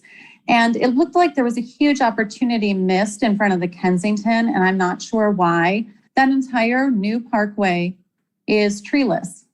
And so if in conjunction with anything that's going on, can we discuss with PCH, making PCH a little more green along the parkways, maybe some tree wells out there where it's appropriate, where there's enough room in the sidewalk. And then we're talking about, I'd like to thank the mayor and staff for discussing the corner ramps. I'm from the Midwest, and this one ramp system at the corner really troubles me. I feel like the ramp should align with the plane of the sidewalk. Why? Thank you very much. Thank you very much. I'm just about done. Yeah, go ahead and wrap up. Yeah, it's really a safety issue because when a bicyclist is turning, they make a wide turn and they turn into traffic. And the last thing is potentially consider pedestrian lights on existing street poles. They're kind of halfway down and they'd be wonderful at the corners of signalized intersections to brighten the intersection and make it safer for bicyclists and pedestrians. Thank you so much for your time. Thank you, Laura. Thanks for drilling into this. It was nice work. I did not notice, but it doesn't surprise me that they did a pedestrian count on a Thursday in March. I've seen that sort of stuff happen a lot, which is why public comment like yours and others is extremely important, because I give great weight to the people who do this every single day. And to me, they're actually more valuable often than the traffic experts, because they do measurements on a Thursday in March. So thanks for that. Yeah, fully support the trees. I don't know if you noticed, but Torrance cut down a very huge tree on the median right across from where right across from where the Legato project's going to be. Me and Councilmember Narenheim showed up to their traffic commission meetings, and all they did, they cut it down anyway, because they wanted to extend their left turn pocket by 2 cars. Yeah, it was really, really sad. But we don't control that. That was Torrance's deal. And bike routes, yeah, we're working on all that. So I don't know, do you have any comment to anything else she said, Andy or Ted? I do not. I mean, the bike route, yes, it does connect from PCH onto Southbound PV Boulevard at that corner. The Rock and Brews, we'll talk to Caltrans. I thought there's a wide parkway, and I believe that's what they're capable of putting in that right turn pocket. I don't believe they're impacting the sidewalk under any circumstance, but we'll look into that.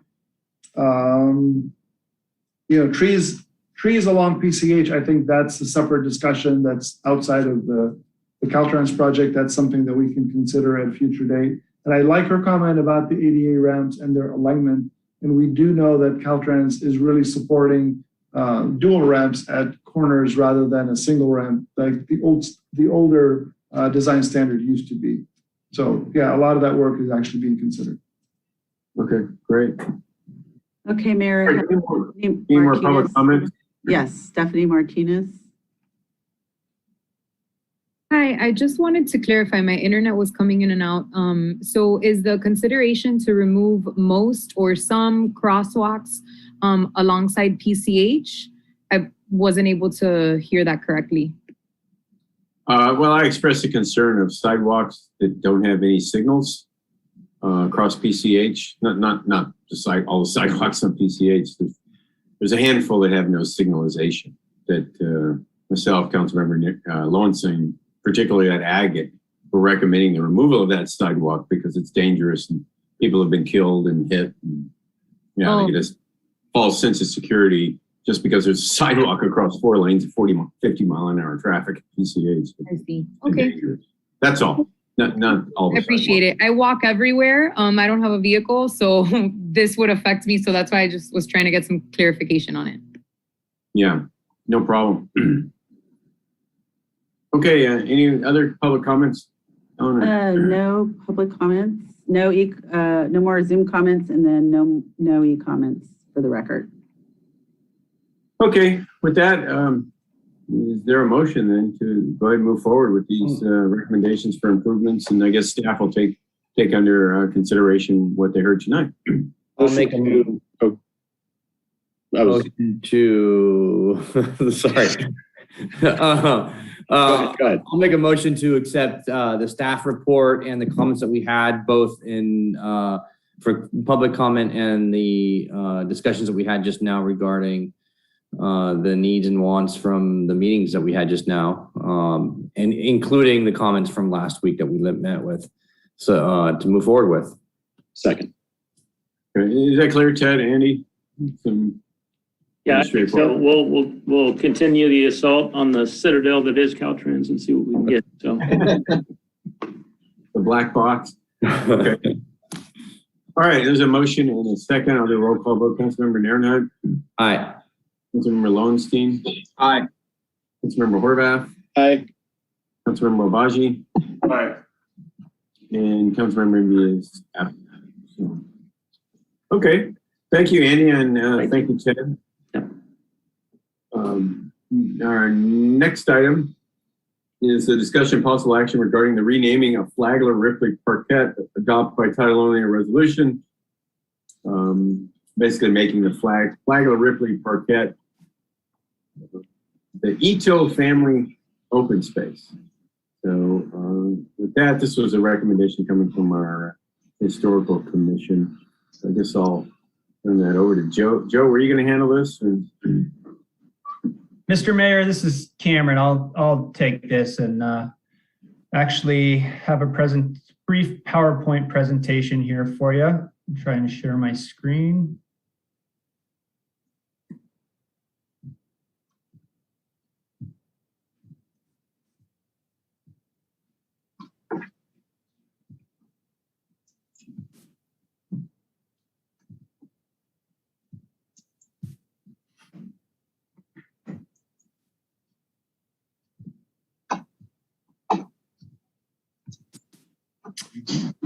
Okay.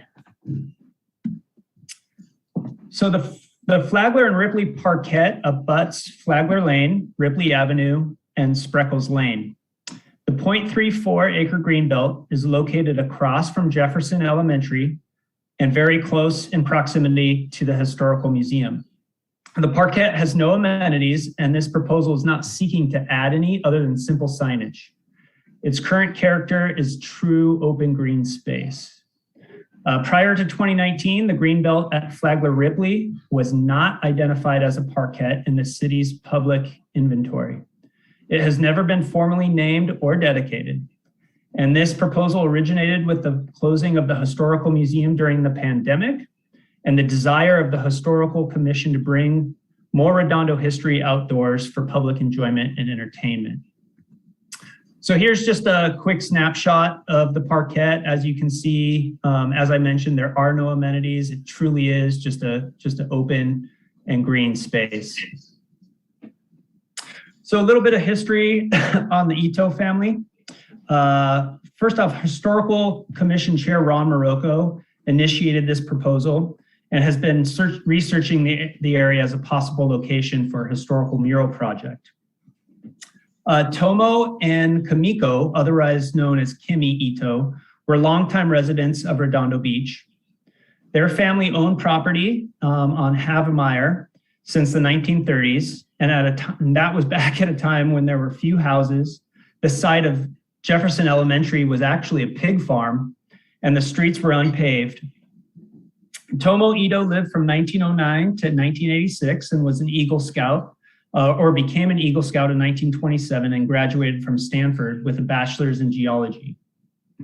Kimi Ito lived from 1914 to 2017 and lived in Redondo Beach for 99 years. Her parents immigrated from Japan in 1902. Their family settled in Redondo Beach in 1918. Kimi graduated from Redondo Union High School in 1931. Other than World War II, when the United States government removed them and other Japanese American families who lived in Redondo Beach, the Ito family members have had a Redondo Beach presence for over 100 years. In 1942, Kimi and Tomo married and were sent to the Poston, Colorado River Relocation Center in Arizona. Poston was the largest of 10 internment camps created by the U.S. War Department during World War II.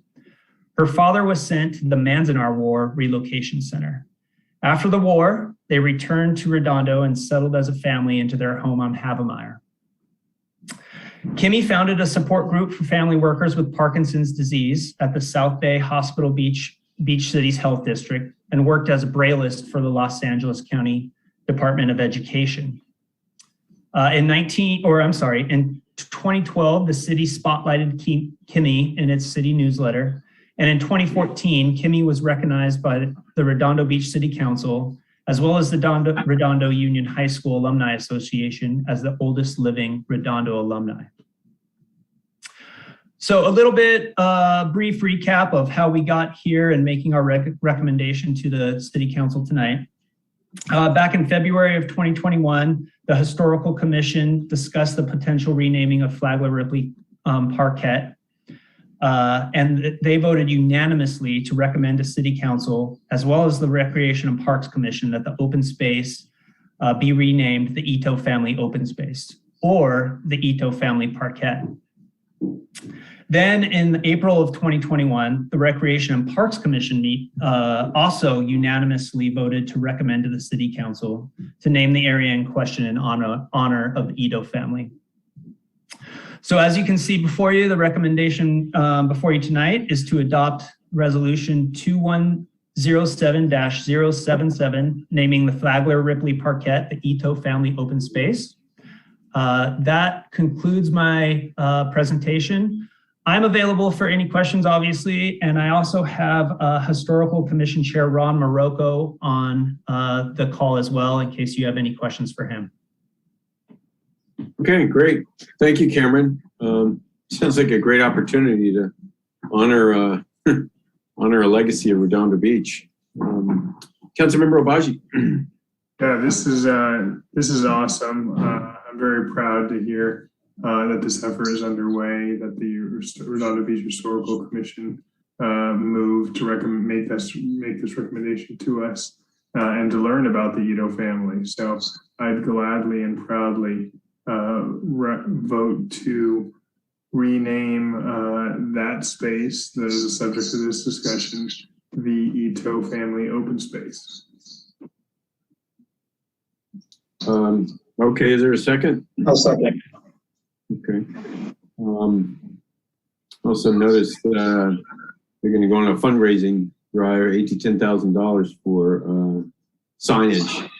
So yeah, it wasn't brought to us during budget. We would have done. Councilmember Horvath. Yeah, so I just wanted to touch base on the signage aspect. So Cameron, I think the idea is to do a little bit of information about the Ito family, but then also do some information about the internment camps and whatnot. Is that the goal? I believe so, but I'll actually refer that question over to Ron Marocco if he's available. That is correct, Councilman Horvath. It's a nice open space. We'd like to keep the character. We'd suggest, and we'll have to bring it back to the council, one side be devoted to the Ito family, the other side to talk about the experience during the Japanese internment camps, which is a great educational opportunity for the kids at the school as well as for the community. And we are looking to put those QR codes into the signage so that people can actually link into other resources to learn even more about it. Great. And I just want to thank Ron. He came, we started talking about this months ago, and he's extremely persistent, and I appreciate it. He does a lot of, even before he was a historical commissioner, a lot of work around the history of Redondo Beach, including compiling history on restaurants and whatnot. So I just always appreciate his time and effort on projects like this. That's all. Yeah, thank you, Ron, and thanks to the entire Historical Commission for doing this. And I don't know who designs the signs, but I would imagine it would go through. We would start with a private party, but have you thought about that, Ron? How not just the money, but how the design would go and who would approve it, and how it would get directed? I would start with, I didn't want to put the cart before the horse until the council said yes, and then start the process of actually starting with the family and talking to other people in the Japanese American community, for example, and then coming to a proposal through the community services director, who then ran it through the city as just to kind of get a flavor. The character is really kind of open, so it would be nice just to keep everything simple, but that's kind of where I'm leaning, a simple signage. Yeah, and I gotta believe the council would be open to funding it depending on a lot, but yeah, it's admirable you go out on a fundraising drive, but it sure seems like something that the council would be open to funding as well. So yeah, next step would be design pricing. So anyway, Councilmember Obaji. Just wanted to add that I'm sure you're going to do this, Commissioner, but there's a great Japanese American museum in downtown, and they got lots of artifacts. I toured it a while back, and could be a good place to get some inspiration for the design of a sign. That's it. Okay, thank you, Ron. There's a motion and a second. Do a roll call vote. Councilmember Nierenheim? Aye. or excuse me, is there any public comment on this? Yeah, Mayor, there are no e-comments or Zoom for the record, but thank you. Thank you. Councilmember Nierenheim? Aye. Councilmember Lowenstein? Aye. Councilmember Horvath? Aye. Councilmember Obaji? Aye. And Councilmember Indy absent. Okay, great. Thank you, Ron, for the work and for hanging on the meeting. Really appreciate it. Okay, Mayor, I'll read the resolution adopt by title only, resolution number CC-2107-077, a resolution City Council City, Redondo Beach, California, naming the Flagler Ripley Parquet, which is bordered by Ripley Avenue, Flagler Lane, and Speckles Lane, the Ito family open space. Thank you, Mayor. Okay, thank you, Eleanor. Up next is item N4, discussion of possible action pertaining to County Registrar's Office request to secure use of a city facility for an 11-day vote center and an additional vote by mail drop for the September 14th, 2021 special pre-call election. Eleanor, are you going to lead this discussion? Yeah, I'll take this. The county came to us a week ago due to the fact that September 14th is the election for the recall of the governor. So they asked for a vote center, which would be Alta Vista Community Center, and it would be 11-day. So technically they would, let's see, I forgot. They would have it for 15 days. So it'd be September 1st through September 15th to use it as a voting center. And then the other item is the vote by mail drop box. So as you know, we have one already at the North Branch Library, the main library, and the Riviera Triangle. They would like to, if possible, they would like to use the walkway to the dog park where it's Dominguez Park. We can do just a one-time use, which would be, I can show you right after this. It would be for one time only, and it would be chained to the lamppost, and it would be removed right after the governor's election.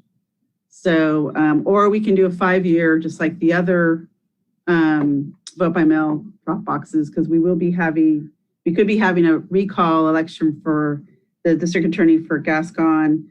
We're going to have a primary in 2022 in June. We're going to have a for the governor's race in November 2022.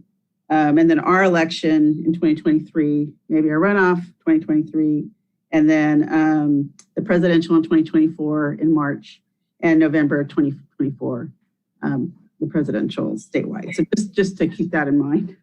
And so I'm coming to you to ask so that we can bring the contracts on August 3rd, due to the fact that they want to get printing done and things like that, because it's a really quick turnaround for the September 14th election.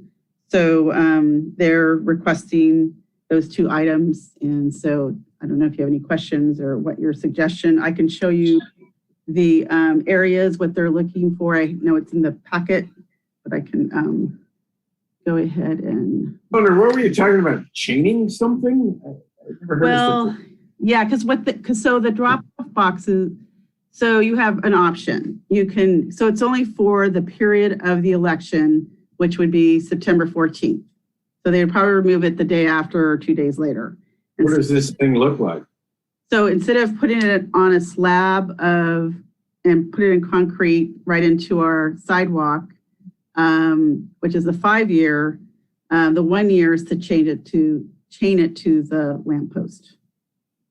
So who pays for this? Either or. So they would pay for it. This is their election, so they would pay for it. So, or you decide you don't want to do it at all. I mean, it's really up to the council to decide whether they want to add another vote by mail box. And then the ones we have now are where? So we have 3 right now, with a 5-year contract, which is the main library, the North Branch Library, and the Riviera Triangle. Okay. So those are the locations. We don't really have one in central Redondo, but I'd certainly favor just a permanent one and just be done with it, because they'll probably come back and ask for the next elections you're talking about. Right. That's why I'm saying the 5 years is pretty much covered based on all the elections we're going to be having in the next.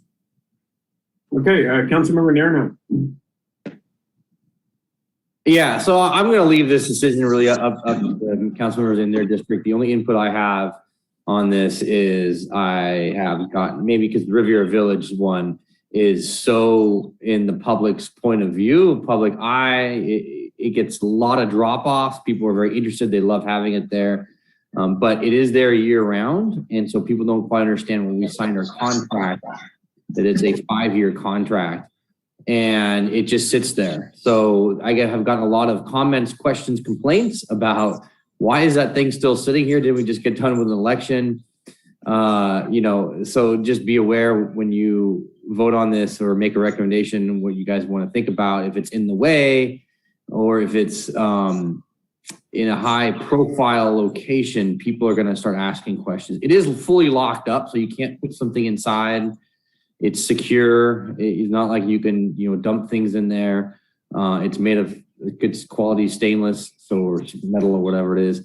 But it's not like you can see it. And in Riviera Village, it's on the corner. Everyone can see it. So it gets a lot of attention as to why it's there. But that's one little comment for everyone to think about. I'll let you guys sort it out up North Redondo. Well, the vote center will be in Alta Vista. So I guess, Eleanor, you're just looking for our approval of that. We won't have to prove that either, right? Well, I need to know whether, you want to do a 1 year, a 5 year, not at all for the Dropbox. And then we can bring the Alta Vista Vote Center just to let you know that they want to use the community center. They want to, i.e. they are requesting it. Yes, because they're gonna start printing and so what I wanted to do, because their attitude is we want to use it, they want to start printing. Well, my attitude is we don't have a contract ready. We're in the process of doing that contract, and they're going to be going out to print probably within the next week. So are there going to be polling places for this recall election? Yeah, the vote center would be the polling location. The entire city? No. So this would just be for the city. A city facility. They have more vote centers, like the schools providing, different locations around the city. They would just like to use the Alta Vista Community Center. I see. As a day we do not have to say yes, for example.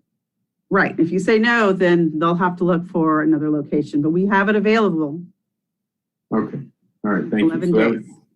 To your point, Councilmember Nierenheim, it's in your district, so it may be up to you.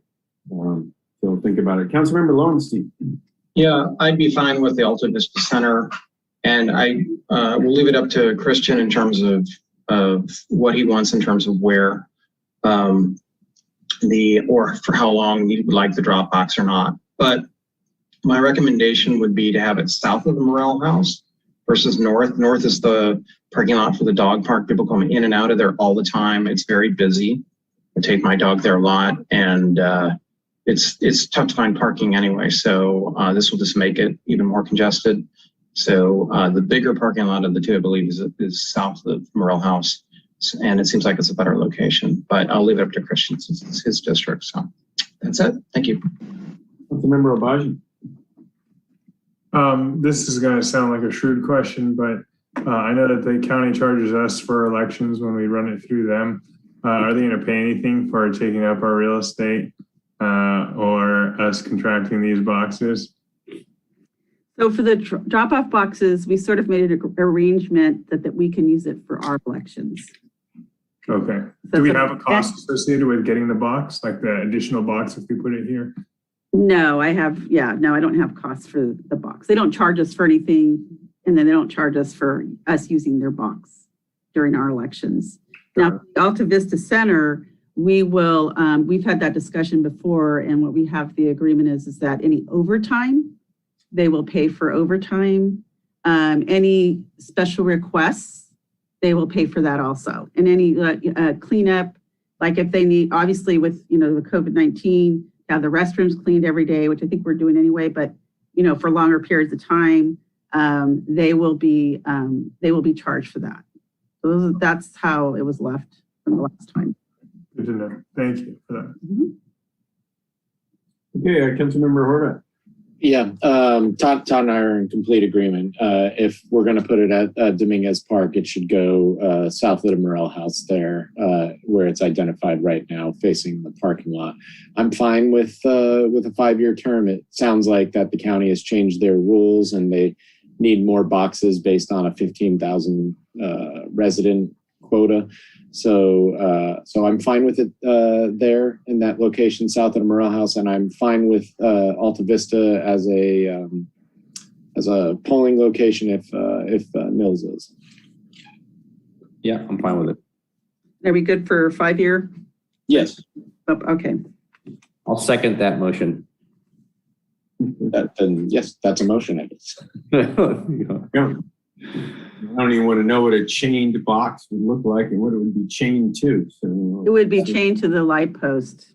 oh, that's lovely. Yeah, exactly. That's as nice as a chained ATM. That's why I brought it to council, because I figured I'd have you guys make that decision. Yeah. That's funny. Okay. Is there any public comment about this? Okay, I have no public comment. Wait a minute. Okay. Just double check here with the e-comments. And we have no e-comments today. Okay, is the motion clear, Eleanor? Yes. If you need, great. So there's a motion and a second. I'll do a roll call vote. Councilmember Nairnheim. Aye. Councilmember Lowenstein. Aye. Councilmember Horvath. Aye. Councilmember Obaji. Aye. And Councilmember Indy is absent. So there you go. Thank you, Eleanor. So next, I just want to say, I'm sorry to say this, but I'm getting very bad connection to Zoom. I don't know if anybody else is, but it's really bad. I know that I think Nils was as well. So I'm getting horrible delays, and it's not my internet connection because I tested my internet connection. So. Okay. I don't know everybody else knows that. Fine. I don't know. Okay. Is it good enough that you can participate? Yeah, it's just it buffers a lot, and you know, it catches up and buffers. It's out of sync. So Scenario call in. no, I think I'm okay. For tonight. We got one more item here. Discussion and consideration to provide direction to staff regarding allowing teleconference city council meetings after the governor's emergency order expires. Hopefully teleconference meetings, they don't buffer too much. So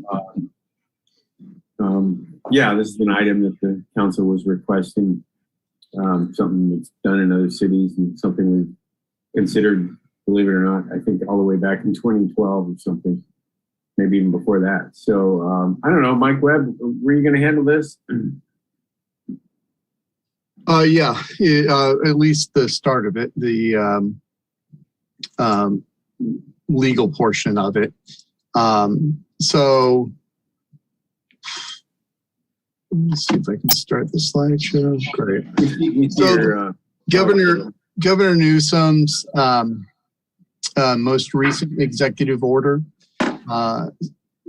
allowed teleconferencing without complying with the Brown Act, the provision that basically we've been using since March of last year, and sets the date of October 1 for public agencies to transition back into full compliance with the Brown Act.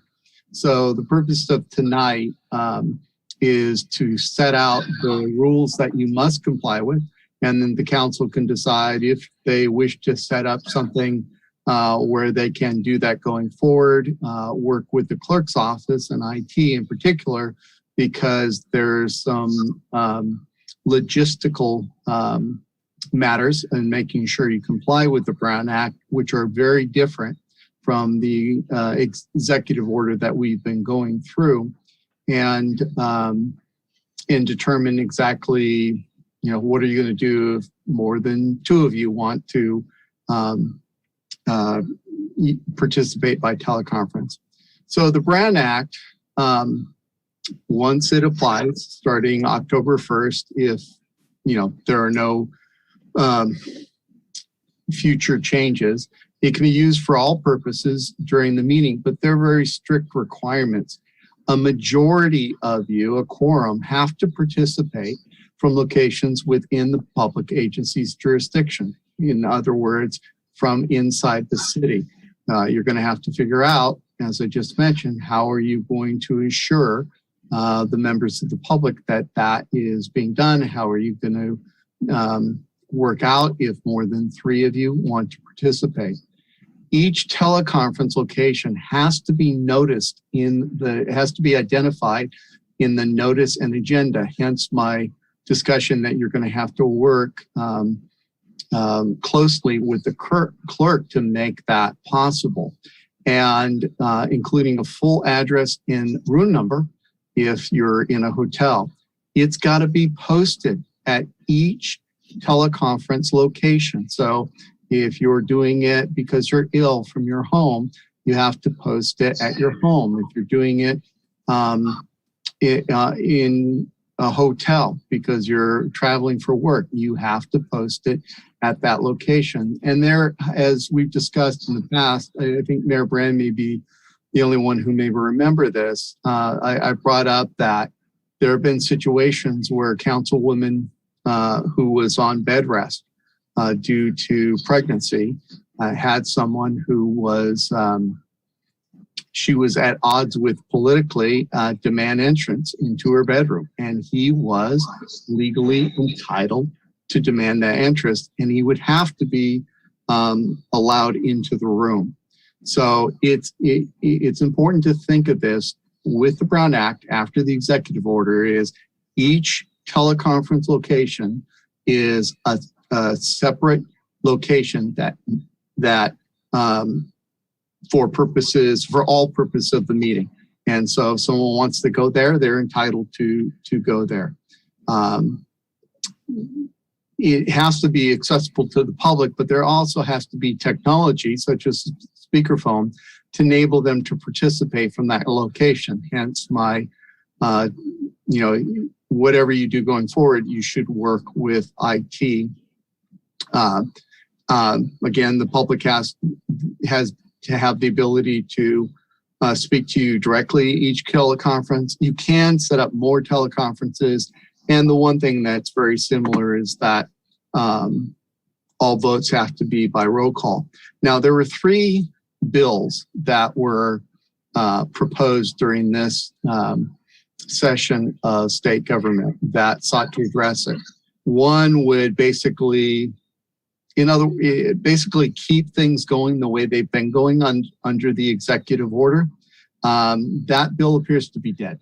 It was resent to committee back in, I think, May. Once I stop sharing the screen, I can double check.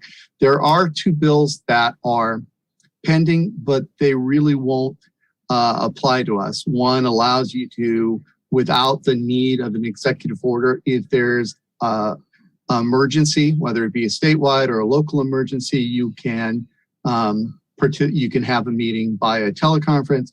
And the other one, the second to last bullet point is you can allow teleconferencing for people that don't want to show up if we're having the meeting in the chambers. You don't have to, but you're allowed to. Under that bill, jurisdictions of over 250,000 would have to allow people to have teleconference locations, but that won't obviously apply to us. And so those are the laws that you would have to set up, whatever resolution policy that you want to set up, and whatever deadlines or other logistical things would have to be in place to be able to get this legally done in a legal compliant way with the clerk's office and IT. And with that, I turn it over to you for you to give direction to your staff and answer any questions you may have. Yeah, thank you, Mike. Quick question. At this remote location, do people have to be able to comment from that remote location, or do they just have to be able present. Yep. They have to be able, that's why you have to have the speakerphone or other things at the location. It's like each location is a satellite meeting, and that's why, and it can be used in a way that wasn't intended by the legislators, but is contained in the law. And I provided not only this PowerPoint, but it provided not the executive order and the section of the government codes that sets that all out. And if you're in the middle of a meeting and something like that happens, it's extremely disruptive. Can the council member then just recuse himself from the meeting and in their participation? I haven't looked that up. The council member can leave the meeting at any time. I tend to think that once it's agendized, without having researched it, once it's agendized as a teleconference location, it has to remain a teleconference location until the meeting is adjourned. Right. Okay. That'd be an interesting question to get answered. I doubt we're going to find a case exactly on point on that because, like I said, the point has been made about people being allowed. I haven't seen that happen, but I'll look for it. Yeah. Yeah. And then there's a lot of obviously crazy things that could happen. And so anybody would have to take that into consideration if they did something like this and agree to participate in this fashion or not. So a lot of the details could be worked out. It's up to the council to decide if they want to move forward and how to do this. So Councilmember Lowenstein. I didn't hear the last comment because to Councilmember Lowenstein's point, my computer froze up. So me too. I was just saying that a lot of these things can be worked out. Obviously, it's up to the council if they want to move forward with this and under what conditions or what requirements. Yeah, I just wanted to set all the conditions. The example that the AG uses is like you can't, if you're driving in your car going somewhere and you want to participate by teleconference, you're currently allowed to do that. You would not be able to do that once the Brown Act restrictions are resumed. Right, right. And you could not have more than 2 people from a council doing this because you can't have more than a majority. Correct. Can't have a majority. Well, no, you could have 3 people doing it. They just have to be in Redondo. Oh, so okay. if people were sick and wanted to, or just chose to, the pandemic, some of the variants are, the one variant is getting worse, and I could foresee a situation where members of the council may choose to do it, but if they're doing it from home, the question is, do they think a lot of people who are not political supporters will demand entry, and will they be more or less exposed? But if the 3 people were within the city, they could teleconference from within Redondo. Okay. So everybody knows this is nothing new. Redondo Beach is not cutting a new path. Plenty of other cities do this. So it's just up to us whether we want to do this or not. Councilmember Lowenstein. I'll be very impressed if people in New York want to comment on Redondo Beach business, but I've been waiting for this for more than 4 years. We did this on the school board. It worked fine. There were no hiccups, and that was before Zoom, way before Zoom. I think one of the things that I want people to think about when we do this, if we do this, is that a lot of people give up their different aspects of their professional career in order to be able to attend meetings. And I know I travel a lot for business. I try to make sure that I'm in town as much as I can because of this. And I don't intend to abuse this, but there are times when I really do have to go out of town for business. And what we want to do is encourage future council members and mayors to not have to give up their business and still be able to conduct business with the city by attending city meetings. So I think this is a great idea. If we run into issues, we can address them. But with the new council chambers and Zoom and everything else, I say we give this a go. I think it's great, and I wholeheartedly support this. I think it's about time that we go forward on this and give this a shot. So I'm all for it. Thank you. And if I may add, Mayor, I don't mean to, I'm telling you all the things that could go wrong because I don't want you to be surprised by that. I know means want to dissuade you from doing it. I just want to make certain that you work with the clerk in IT to come up with a policy that is very clear that all the stuff gets done. Oh, no, I mean, that's your job, Mike. Tell us all these pitfalls and what we have to be aware of. And I think if somebody's just listening to this for the first time, listening to you, it sounds like, oh my God, this can't happen. So, yeah, that's all. Okay, Councilmember Obaji. Mr. City Attorney, do we know how this would apply to closed session? So if there was an important closed session item, the person's away, they don't want to miss closed session, the council member's away, then do they need to post a location for a closed session attendance since the public can't participate in the closed session? They do, but then they would only comment before you go in closed session. So they'd be able to comment from that location during the same time when people, very rarely, but some people do comment on closed session items before you go into closed session, and then they'd be excluded from the room. Some cities have requirements that are largely unenforceable. Okay, that are unenforceable, that, you know, direct each council person to make certain that they're choosing a location that can't be overheard from other people. But yes, for all purposes, it's allowed to use it. And in closed session, instead of you leaving, they would be excluded until we returned from closed session to open session.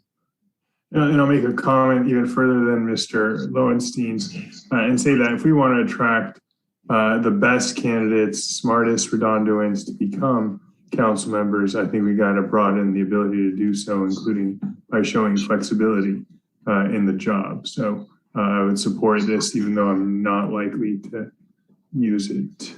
I'd rather miss a meeting than broadcast my location and let somebody in. Yeah, that's the other side of what Councilmember Lowenstein was saying, that you also don't want people to feel like they can't do this, participate in local politics, because they won't have this sort of flexibility. A lot of people have jobs, they're on business trips, and they don't participate because of that. So this would provide the flexibility to allow them to do that. Councilmember Nierenheim. Thank you, Mayor Brand. I'm surprised you guys don't feel that $5.73 per hour is not a high bar for getting people to do this job. Yeah, I totally agree with doing a Zoom like interface with conference calling. We have a fantastic new council chambers that we just spent well over $1 million on. We should be able to get this going. I could totally see that the council member who's or mayor who's or elected official who's not available would be on the screen above for people to see. So provides full opportunity, and I don't see any downsides with this. Yeah, people could show up and say hi, but you know, that's fine. People show up and say hi anyways. We're public elected officials. So when we're away in different places. So there's no more hands up here. I'll just start off the motion before we get public comment, and which is to direct the city clerk and IT department to start the process to start allowing Zoom or any other IT infrastructure that they feel is necessary to carry out said requirements to do remote council meetings for individual council members, and to return back in, I don't know, what is a reasonable time frame for this? December before end of year? November, October? I can't comment on the other things, on the clerk and IT. I would suggest that perhaps you set up and you don't have to, you could do it individually at the next meeting, but maybe set up a mayor and council subcommittee. There are, I could foresee gamesmanship sort of issues. You know, when do you have to notify the clerk? Do you cancel the meeting if the three council people want to do it from outside the city? Is it the first two people that are allowed? We shouldn't be stuck in the middle of that. If it occurs, a council and mayor subcommittee could set that up, or you could just wait until we come back and find out that you don't need to. What the clerk may need by, she's going to need it well in advance of the 72 hours to be able to post it at each location. What happens if you're going to get at the location maybe after the meeting starts? So it just, you'll have to work out those logistics, and you can give your input as to what you want to do. I'm just trying to, and it's not cutting edge. I'm just trying to brainstorm all the issues that have come up in the past and come up with a way that the council addresses those in the future. Maybe you wait until you hear from Chris and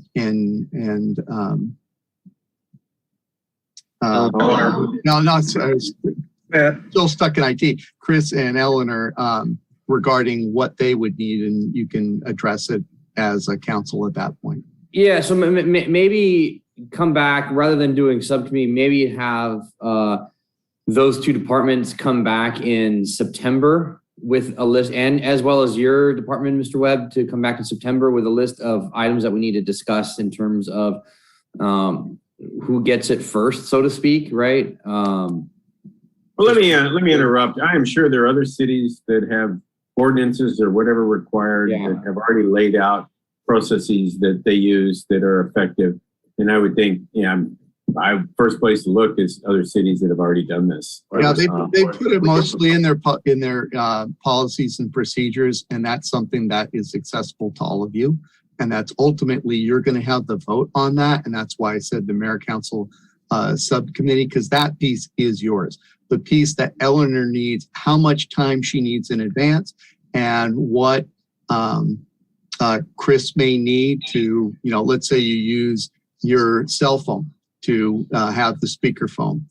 Is that going to be sufficient for members of the public to participate in the alternate location? There's a ton of questions to be answered. So, Eleanor, how long would it take you to, reasonably make a stab at this and come back to the council, or really maybe the council form a subcommittee? But barring forming a subcommittee, Eleanor, even if there was a subcommittee, how long would it take you to?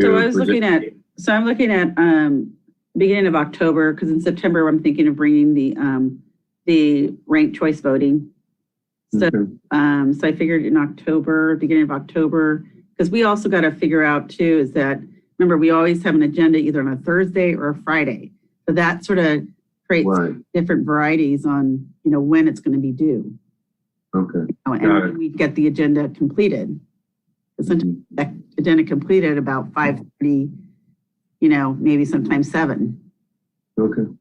Councilman, we provided our advice. I'll certainly advise Chris and Eleanor if they have questions, but it just has to comply with the rules that I presented to you in the government code. I really don't have, and I don't want to weigh in on the policies that you all set up. I don't want to get in the middle of that. But I'm certainly available to answer any questions that Eleanor or Chris has. So, the way I see it right now is our IT side is going to have to work in the way how to do it, which is going to have to work with Eleanor the way she notices it as well. So I still feel that coming back in September, rather than doing a subcommittee, coming back in September with a couple more of these questions, anything you guys have, and then we can deal with it then as one big group rather than trying to sort it out individually and then figuring it out. And I don't think it'd be very hard to figure out these questions and model after other cities. So I guess let me change my motion then to come back in September. So you want her to move the motion on ranked choice voting? You want to move that back? Yeah, I'll just move it to October. Well, Because I'm also gonna look for policies and procedures, some of the other cities, so that we can sort of gather some. Ranked choice is not going to affect, that's only going to affect us for the, Well, if we're gonna do a, 2023. we gotta go to the, I assume the June 11th. charter change. Yeah, we gotta So- start doing the charter change. That's Right. So what's going to affect us first is the ability to do remote council meetings, not ranked choice voting. So I'd rather deal with this first. Wait a minute, no, I don't let Eleanor answer that question because there is a time constraint that we have to get ranked choice voting done. Otherwise. Yeah, I can go ahead and we can do this, this on September, and then I'll just put ranked choice voting in October. That's fine. I don't have a We problem. still have time. Okay. Yeah. I just want to get it on the plate so that way, we're not missing time because there is some timelines that have to be taken care of. Okay. Okay. Then, yeah, I'll make a motion to have this item come back in September with the city clerk, IT department, as well as attorney's office to come up with the questions that we need to answer, looking at other cities and to support in the current council chamber. So I think that's it, right? I'll second that.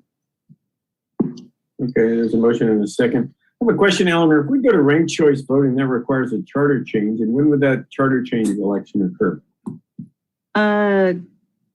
Okay, I'd have to look, but I know that item isn't really what we're talking about. I shouldn't be talking about that. Because, The timing, the general rule is the general election. Yeah, it's the 88 days from June 22nd, or June, 2022. So that's the first opportunity for us to do it. So let me ask Mike, well, I'm sorry, Mike, can we do a charter change in June of 2022? Depends on what it is. And it depends on, most likely you can do ranked choice voting. Some charter changes you can't do, except on the general election, if it affects the employment status of anybody, things like that. Okay, all right. So, okay, Councilmember Abaji. So was that clear what Councilmember Nierenheim, what his motion was, Mike? Yeah, I don't really have anything. I'm still part of it, and I don't have anything to add beyond that other than advising Eleanor and Chris. But it's they're going to have, and particularly Eleanor, are going to have requirements that they need. They're going to have dates before the council meeting when they absolutely need it. They're going to set up how the thing gets posted. For Todd's example, Todd's going to be responsible to post it in New York to ensure that it's posted. I'll advise them. Does that have, how soon before he gets there? I mean, how soon before the meeting does he need to get there to post it? That sort of thing. And then Chris, I assume that every council member has a smartphone that will work for the public, all the droves of people that go with Todd to New York to catch a Broadway play and a city council meeting. So I assume that realistically, the practical problems will lie more with Eleanor's shop than Chris's shop. And you'll be able to borrow an ordinance from somebody somewhere. It's not an ordinance. It'll be, I think Eleanor is going to reach out for the policies and practices. It's not really an ordinance. It's more along the lines of council rules. Maybe in few cases it's a resolution. Sounds good. But I will look to see if there are any ordinances. Sounds good. Thank you. Are there any public comments on it? I have no public comments for the record. Okay. All right, there's a motion and a second. I'll do a roll call vote. Councilmember Nierenheim? Aye. Councilmember Lowenstein? Aye. Councilmember Horvath? Aye. Councilmember Abaji? Aye. Okay, and Councilmember Indy absent. Okay, there you go. So I skipped city manager items. Joe, did you have any city manager items? Yeah, nothing tonight. Thank you. Okay, mayor and council referrals to staff. Councilmember Nierenheim? I don't think I have. We spoke last time regarding the fireworks coming back in the fall, correct? So I don't think I have the fee for. No, I don't have anything else. Thank you. Councilmember Lowenstein. Yeah, just one item that is to address Mr. Light's comments. I'd like to bring him back within 4 to 6 weeks, maybe the second, well, let's see, September 20th, maybe the third meeting in August, a discussion about moving the $500,000 back into Moonstone Park from the Seaside Lagoon. Budget amendment? Yeah, it would be a budget amendment. I'll second that, but I would also like to throw on there a discussion on the $10 million that we just won from the state, to include that as part of the discussion and what we can do with that money, and the big win that we just got for the $10 million from the state. Okay, I'll allow that. Okay, the motion and a second for that discussion. Any objection? Okay, so ordered. Anything else, Tom? No, thank you. Councilmember Horvath. No, thank you. Councilmember Obaji. Yeah, just a few, but they've been pre-discussed with staff. So first is rather than engage in a study for the 6 stop signs on the VCR streets, let's engage in community outreach, direct staff, or agendize directing staff to engage in community outreach for the always stops on the 6 remaining intersections in the VCR streets. VCR streets. That's Vanderbilt, Carnegie, Rockefeller. Okay. So what's your request, Zane? To agendize direction to staff to pursue community outreach as an alternative to formal studies for determining whether stop signs would be favored on the remaining non-always stop intersections. So we've got a lot of 3-way intersections that don't have stop signs, or 6 to be exact. And so as a BRR, we had voted in $25,000 to study that. And instead, we'd like to move forward with community outreach instead of a study.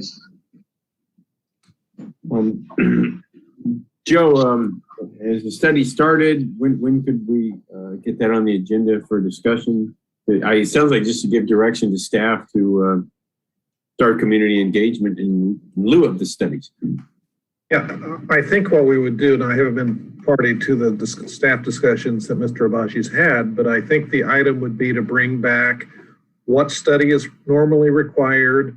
That's the first kind of point that we would make in the report. And then either as an alternative or as a supplement, how to do community outreach. I think that's kind of your first discussion item, how to frame it and how quickly we could bring that back. I would ask Ted kind of time frame for that.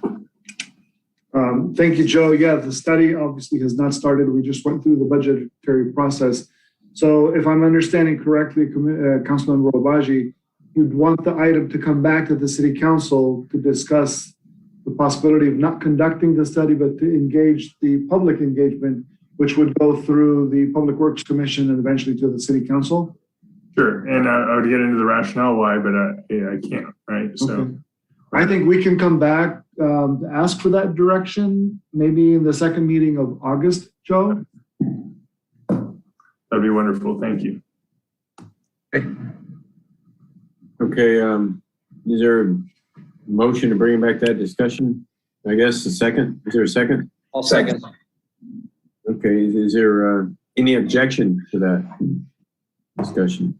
Sounds like it'll be pretty quick, but it'll be interesting to hear how the studies would progress and how we engage the public. So, okay.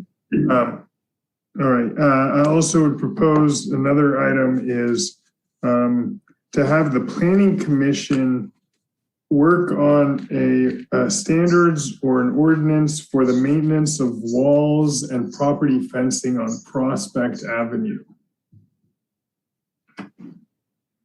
This is building on some attention that the street has gotten recently, that we're going to want there to be, to review what municipal ordinances currently control the walls there and make sure that You're talking about vacation, right? Or that was staff directed. I think that they were come back with a separate discussion on that. Okay, sure. So direct staff to come back with a separate discussion on the vacation standards and land use controls for walls in that. Let me just interrupt. I know Joe raised his hand last month saying that, we're piling up a lot of stuff and we got to decide, when we do all this stuff. I'm not in a rush to bring that up. I think it's consistent with what staff has got to deal with otherwise. So I just want to make sure that they get direction that when it works for them, they should bring that up. I'm a little hazy. I think it's to consider regulations, have planning commission consider regulations on how to do the wall on Prospect Avenue, how to regulate the walls on Prospect Avenue. Well, I think we want design standards, right? So that if somebody replaces one wall, they replace it with something that is desired to be seen by the city on Prospect. So I don't think that was I think it was the vacation aspect of the walls. Joe? Having been out for a little bit the last couple of weeks, we can maybe that's have some separate one-on-one conversations. Maybe that's the best way to address it. Is how about I bring back a discussion about vacating easements on Prospect. Yeah, and I think as part of that discussion, we could talk about what the vacation conditions could look like, and that could include certain standards associated with rebuild and or maintenance. There we go. Thank you, Councilmember Nierenheim and Mr. Rosansky. Okay, that makes sense. So there's a motion second to bring back discussion of the easements on Prospect. Motion in a second. Are there any objections to that? Okay, anything else then? No, not for this meeting. Thank you. Okay, great. Looks like that's it, folks. With that, I guess I will entertain a motion to adjourn. So moved. Second. Okay, motion by Councilmember Horvath, second by Councilmember Lowenstein. So that will be adjourned to August 3rd? Yes. Okay. Adjourning to August 3rd. Closed session 4:30. Free Tuesday. Okay. Are there any objections to us adjourning? Okay. See, Zane, all meetings don't go to midnight.